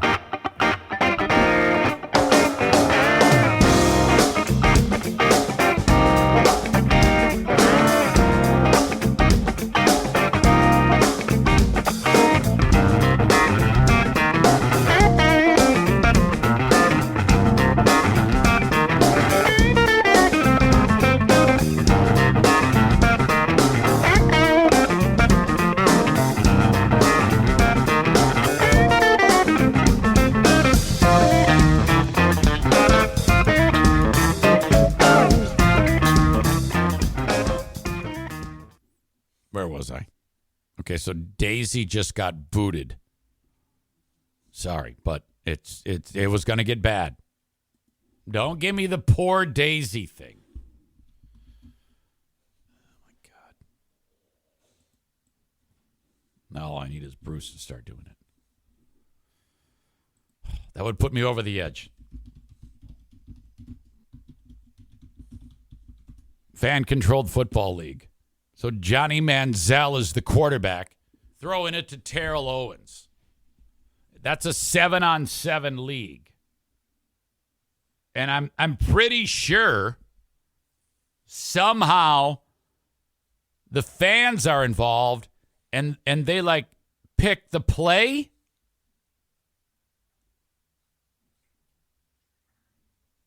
Yeah, I think that's exactly what happened. Games consist of 2 20-minute halves with the league aiming to complete each game in 1 hour. Clock runs continuously. rock, paper, scissors replaces the coin toss. Why? No kicking or punting. And then somehow the fans pick the fucking plays. Well, that's fantastic. It sounds great, actually. I mean, I would just, I'd vote throw the bomb every time. I mean, that's what people want to see. Or a trick play or something like that. Or poke some guy in the eye. I don't know. Well, anyway, that's what Terrell Owens has been doing. And now all of a sudden, he wants to get in and play football with the Dallas Cowboys. And so I was seeing that he did a 40-yard dash, which is like one of the measuring sticks. And, if you he ran the 40-yard dash. His agent said he ran it in under 4.5 seconds for a 40-yard dash. Terrell is ready to contribute and play any role, big or small. He's in outstanding shape. He looks no different than he did years ago. I watched him running routes full speed with Deshaun Jackson, and he looked great. He didn't drop a pass, and he claimed he ran a sub 4.5 40, which was his warm-up. All right, someone needs to make this happen. He's a legend. He wanted to make history. We want to make history and see him break his these records. Because if the day he lines up, he's the oldest player in the NFL ever at that age. No one's been that age to play football. The oldest guy to ever play football was George Blanda. He was like 48. And he was like a kicker, and I think he was a quarterback too, but he might have just been a kicker at that point in his career. Excuse me. The Bucs should sign him. If you're gonna, you're not gonna win anything. You might as well have a fucking sideshow going on. Why not? He's a legend. His 3 Ds are desire, dedication, and discipline. And dickheadedness. He embodies that every day while running hills at 3 a.m. on Christmas morning. That's a lie. The Cowboys were in talks to bring in Odell Beckham Jr. And after owner Jerry Jones said he would, quote, join us, he switched up and said it was not realistic for Beckham to wear the star on his helmet. And so this was going to happen. And now, apparently, it's all fucked up. Apparently, Terrell wanted too much money.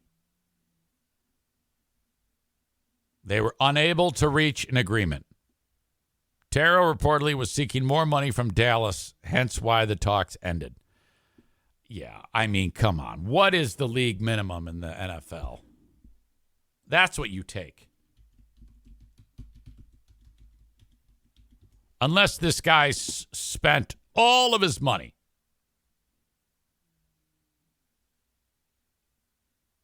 The minimum salary of an NFL player is determined by the number of years they have been in the league. For example, a player with 0 years of service will earn a minimum of $660,000, while a player with 10 or more years of service will earn a minimum of $60 million? What? Is that right? That cannot be true.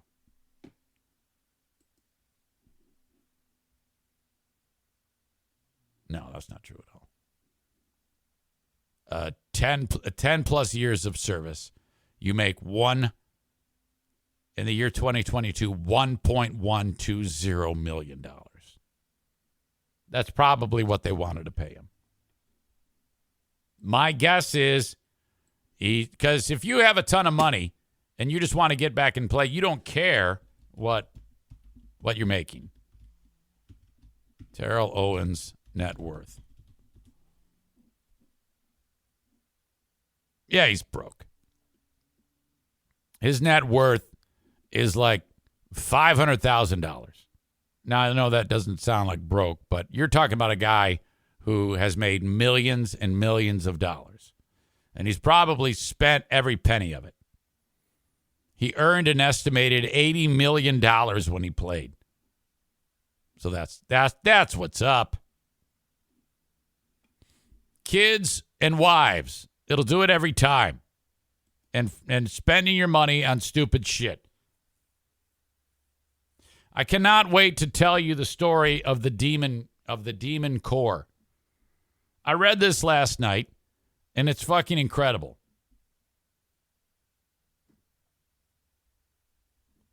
This is one of these things that I discovered, and I just want to share with you, and I'm telling you what I read, kind of in my own words, and also ripping some of it off.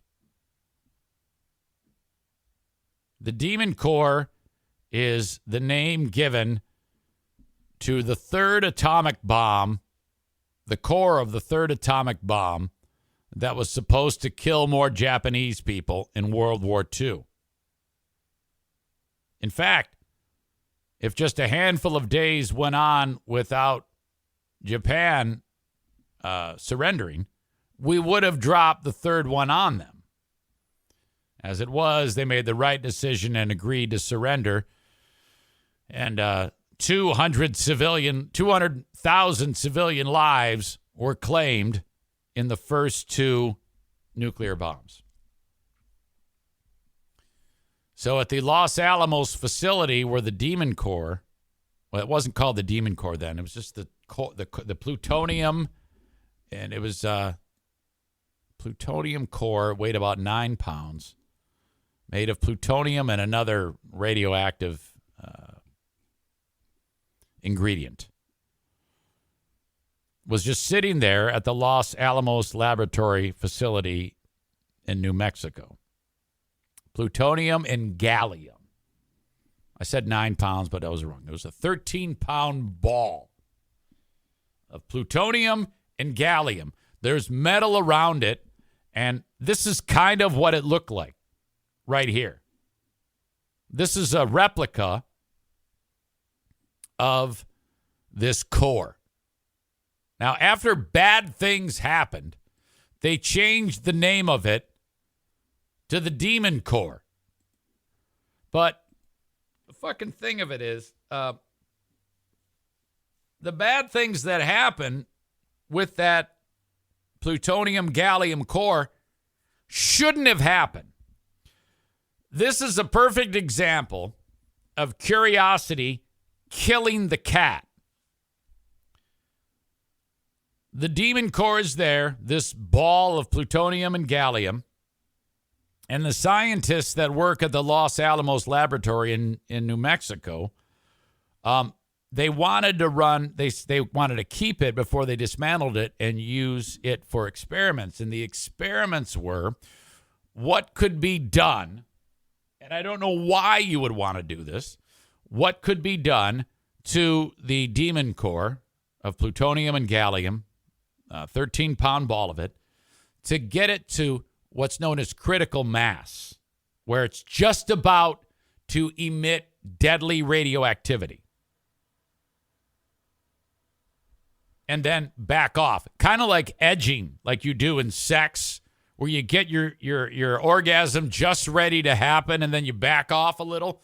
That's what they wanted to do with the Demon Core. And I'm not sure, again, the motivation. They referred to this, the scientists, as tickling the dragon's tail. Now, in order to get the plutonium and gallium core to react to critical mass, because all these little tiny particles inside of the core are moving around, and then if you do the right type of stimulation, they start to get more agitated. And you're the scientists holding measuring the agitation level of it, and then when they get to just about critical mass where it's going to emit deadly radiation, you back off. Again, I don't know why they did this, but 2 professors at the Los Alamos lab where this was made and the Demon Core was being housed decided to test. on their own. One of them was an Armenian, Dr. Dalian. I don't know if he got fucking drunk or what, but this is all, of course, after Nagasaki proved that Hiroshima was no fluke. Japan promptly surrendered on August 15th with Japanese radio broadcasting recorded speech of Emperor Hirohito conceding to the Allies' demands, which meant the functional heart of the third atom bomb would be spared, would not be needed.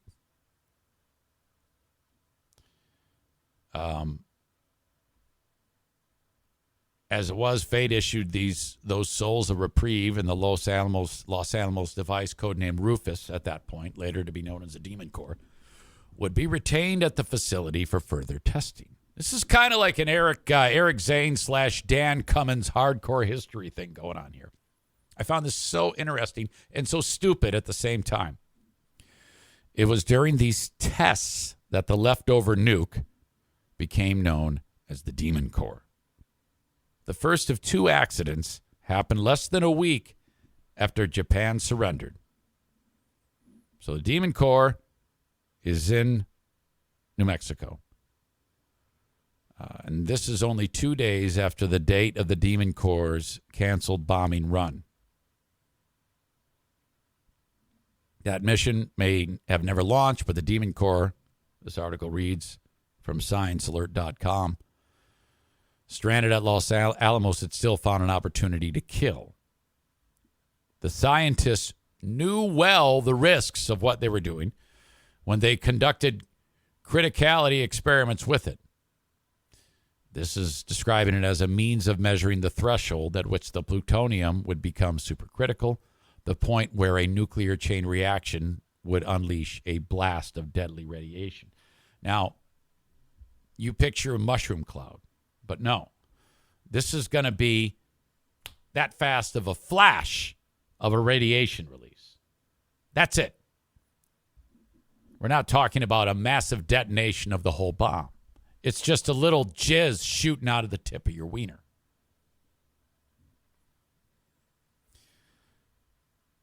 The trick performed by scientists in the Manhattan Project, of which the Los Alamos lab was a part, was finding just how far you could go before that dangerous reaction was triggered. Tickling the dragon's tail. Knowing if they had the misfortune to rouse the angry beast, the scientists would be, quote unquote, burned. And by burned, we mean killed. And that's what happened to Harry Dalian.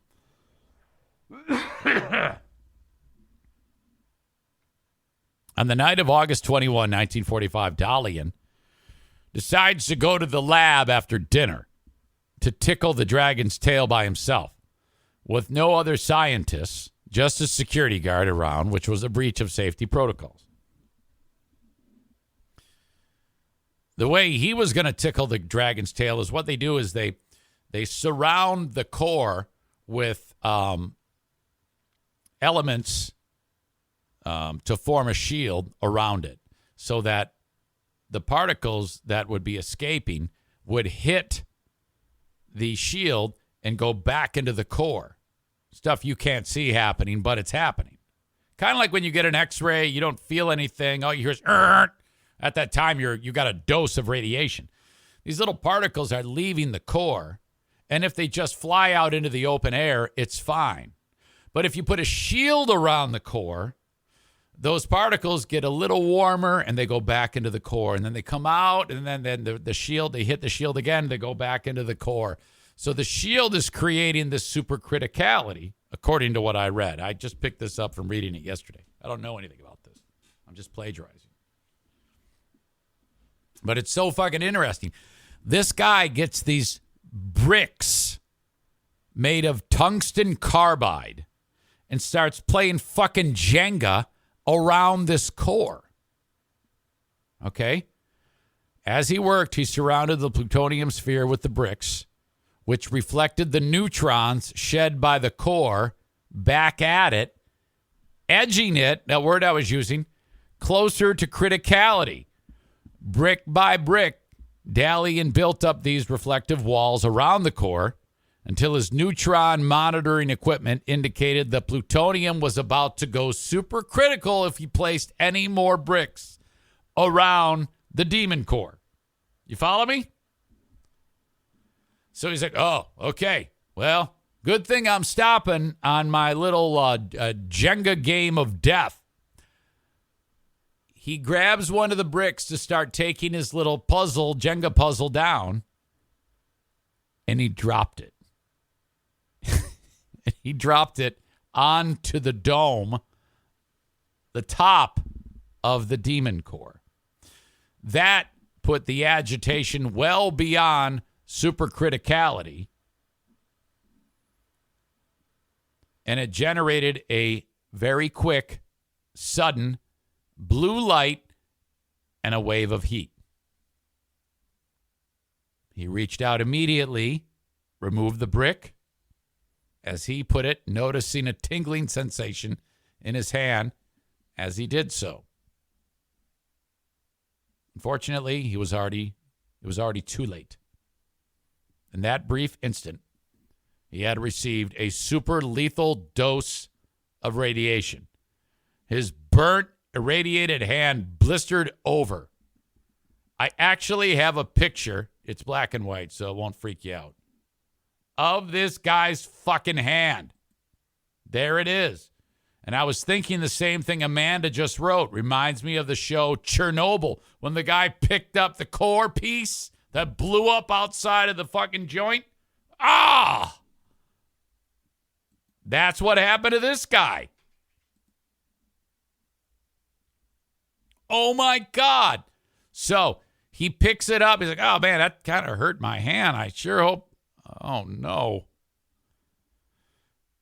25 days. Okay, he fell into a coma after weeks of nausea and pain. Dead 25 days after the incident. The security guard on duty also received a big dose of radiation, but it was non-lethal. So it's killed one of their own now, and they know what happened. Yet, despite that, another asshole decided he wanted to fuck around with it. The article says, but the demon core was not yet finished. Despite a review of safety procedures after Dalian's death, any changes made weren't enough to prevent the same thing from happening the following year. This asshole, May 21, 1946, was a colleague of Dalian, went to his funeral, decided, I want to try it too. Louis Slotin was his name. He's dead. He was demonstrating a similar criticality experiment, lowering, in this time, a beryllium dome over the core to do the same thing.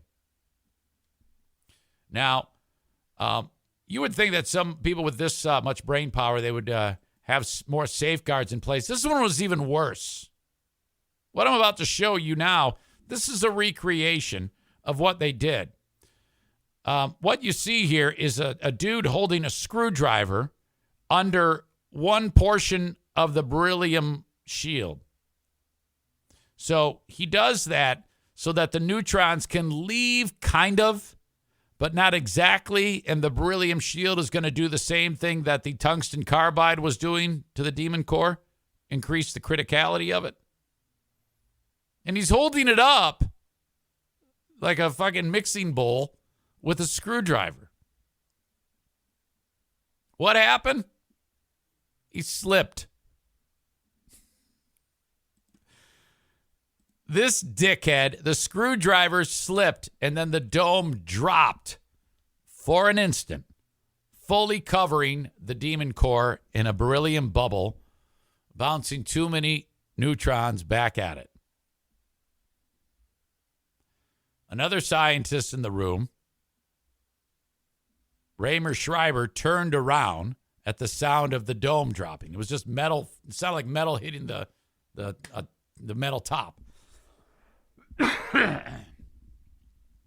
He felt the heat, and he saw a blue flash as the demon core again went supercritical for the second time in 1 year. Again, no one had to do this. They just decided to fuck around with it. This is why man will destroy the earth one day. Hey, let's try this. This is, like when you watch those videos that it's, here, hold my beer. Or the hillbilly tries, in his backyard to jump a bunch of fucking cars with his ATV or something like that, and he gets all fucked up. That's what's happening here. But it's super smart people, supposedly, doing this with a nuclear device. The blue flash was clearly visible in the room, although the room was well illuminated from the windows and possibly the overhead lights. Schreiber later wrote in a report. This is an animation of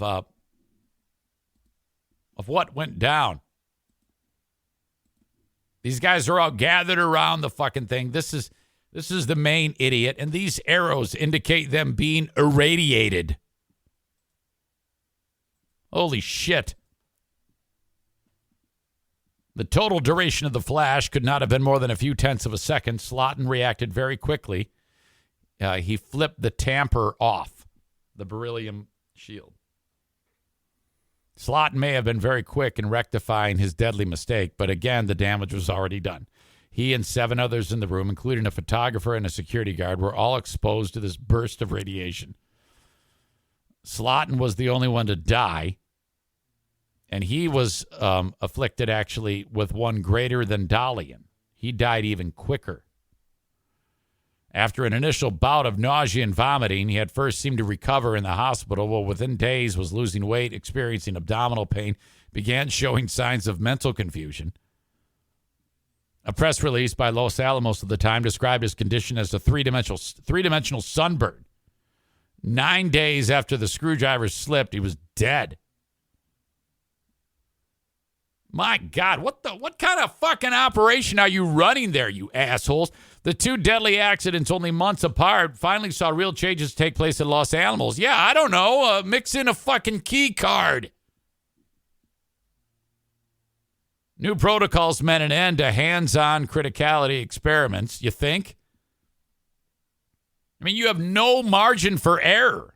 Who the fuck would decide, yeah, let's do that? And then those idiots that are in the room with them, don't they know what the fuck is going on? They did. Scientists forced to use remote control machinery now to manipulate radioactive cores at a distance of hundreds of meters. They also stopped calling the plutonium core that was killing people Rufus. From then on, it was known as the Demon Core. But after everything that had happened, the leftover nukes time was up too. Following the Slotin accident and the core's resultant increase in radiation levels, plans to use it in Operation Crossroads, the first post-war nuclear explosion demonstrations to commence at the Bikini Atoll a month later, were shelved. They were gonna blow it up at Bikini Atoll, which I think it's someplace in the South Pacific where they wanted to test nuclear weapons and hydrogen bombs and shit. Instead, the plutonium was melted down and reintegrated into the U.S. nuclear stockpile. There's one more thing here that I found interesting. According to one of the scientists who survived in that room, remember there was 7 of them exposed, 1 died. Slotin was the one who died. According to Schreiber, one of the other ones exposed, he said Slotin's first words immediately when the screwdriver slipped were simple and already resigned. So it happened, and I would have said, oh, fuck. But he did say something. And he, in fact, had Slotin, the guy who died, the second guy, he had even comforted his dying friend Dalian in the hospital, and he knew what came next when that happened. He said, well, that does it. Oh, my God. So if you ever start thinking, man, scientists are brilliant. They're so much better than me. They're not. What a bunch of fucking idiots. Aram says mix in a lead vest and gloves. Yes! Oh, my God, can you believe this? Ryan says the mental confusion started when he played with fire. Amanda says that's some Silkwood shit. No, Silkwood was an accidental meltdown. These guys did it on purpose. My God. That is incredible. So I'm laying in bed last night reading that. I go, I have to share this with the audience, but I don't know what to do. I mean, how do I? I go, well, just tell it to them. Read a little bit and then, talk a little bit. Ryan says, I think Trump wanted to use the Demon Corps in a hurricane to stop it. Ryan with a nice comment says, Eric, I've sat here completely mesmerized by this story. Great job. Well, thank you. I appreciate that. Because sometimes I wonder, I try to paraphrase as best as I can when I'm doing this. And hoping to be able to capture some type of momentum in the storytelling. But look it up. I'll link it in the show notes of this. In fact, I'll give you the link now for those of you that are enjoying the live stream, and you can use it as a jumping off point to do a little bit more background on it. But that's what happened. Corey with, why didn't they become superheroes? Yeah, like Ben Grimm or some shit, exposed to cosmic rays. Hands up if you know who Ben Grimm is. Ben Grimm is the real name of the character. It's the character name of the superhero. Do you know who? Yeah. Yes. Anybody? No? I don't know. Okay. I am so behind on sponsors and long in the tooth on this show. Buy your flooring from Johnson Carpet One Discount Outlet. They are the best. You'll save big money even without the easy FU discount. Johnson Carpet One on Chicago Drive behind Little Caesars. Ugly warehouse, gigantic, small red sign. They buy their stuff in bulk. It's cheaper than everybody else. Well worth the drive if you're a few miles away. Johnson Carpet One Discount Outlet. Kent, drop the E, add a U, works there. Mention my name. You'll save 10% off the already low price. Blue Frost IT, the managed IT service provider of this show. They should offer some help to Southwest Airlines. Improve the tech in your business. Well, you're going to have to get it at some point. If you're the type of business that everybody's bitching about the tech, printer don't work, keyboards suck, monitors a pile of shit, router's terrible, network's down again, this computer's slow, you need new tech for your workforce. Time is money. Sit down for a 30-minute conversation with Blue Frost IT, little quiz about what you do in your business so they can figure out what's best for you that you need to purchase. They'll help you install it. They'll help you set it up. And then they'll convert you to being a customer of their managed IT service provider efforts.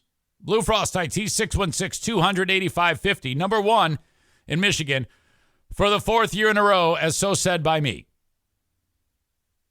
Bosco's Pub.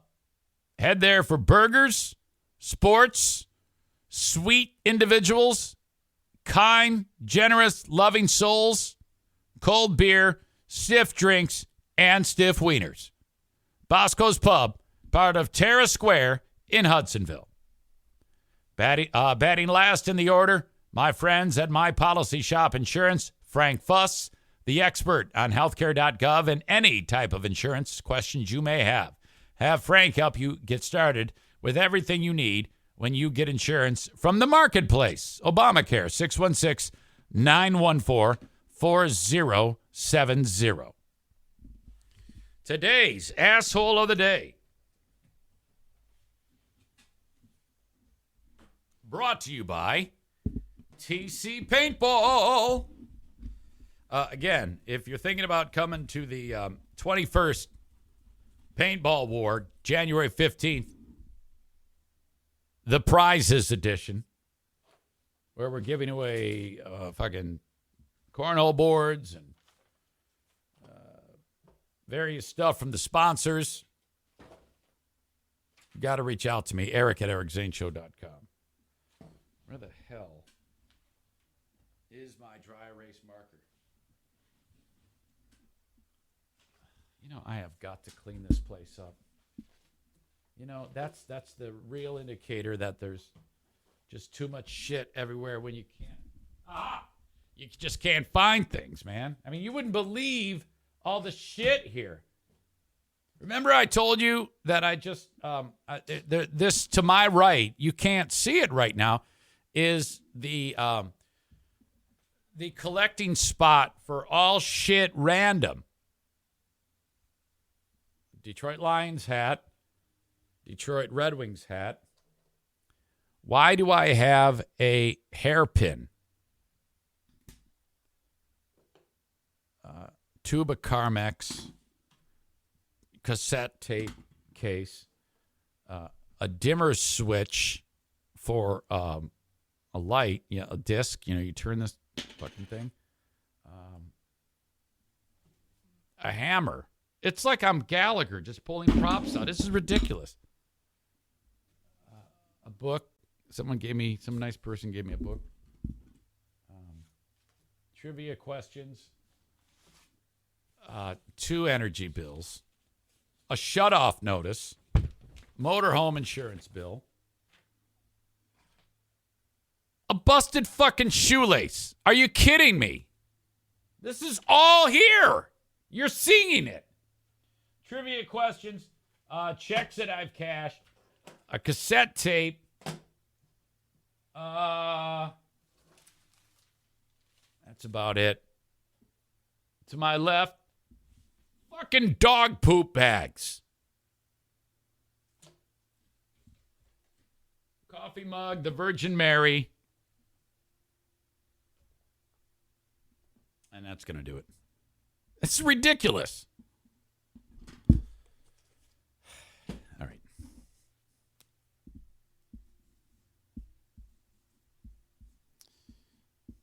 Today's asshole of the day.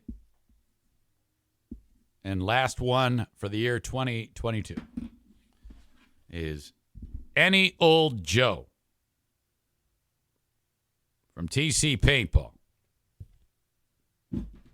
Congratulations, you've won it again. Ram says, I think you should address the shut-off notice. Yeah, I forgot to pay the energy bill for Fear Bunker North, and they were going to shut off the power up there. And so then I paid it. No, it's good. It's fine now. Okay, thank you, folks, for being here. I hope this was enjoyable. I'll talk to you on Patreon. Patreon.com/Eric Zane. Till next time, thank you. Wait a minute. Tyler says we should make Any Old Joe Asshole of the Year. Like at the end of every year, announce an Asshole of the Year. Okay. All right. It's going to be Any Old Joe is not only Asshole of the Day, but he's Asshole of the Year. Second place, Boring Dean. Tied for second, Andrea. Tied for second, Andrea's husband. Tied for second, Kate. Tied for second, Melinda. Tied for second, God, what the fuck was her name? Tied for second, Dean. Boring Dean. Tied for second, Doug Lemon. Tied for second, Tom and Gun Lake. And if you can think of any others, throw them in there too. Okay. Talk to you next time, folks. Thank you. Bye-bye.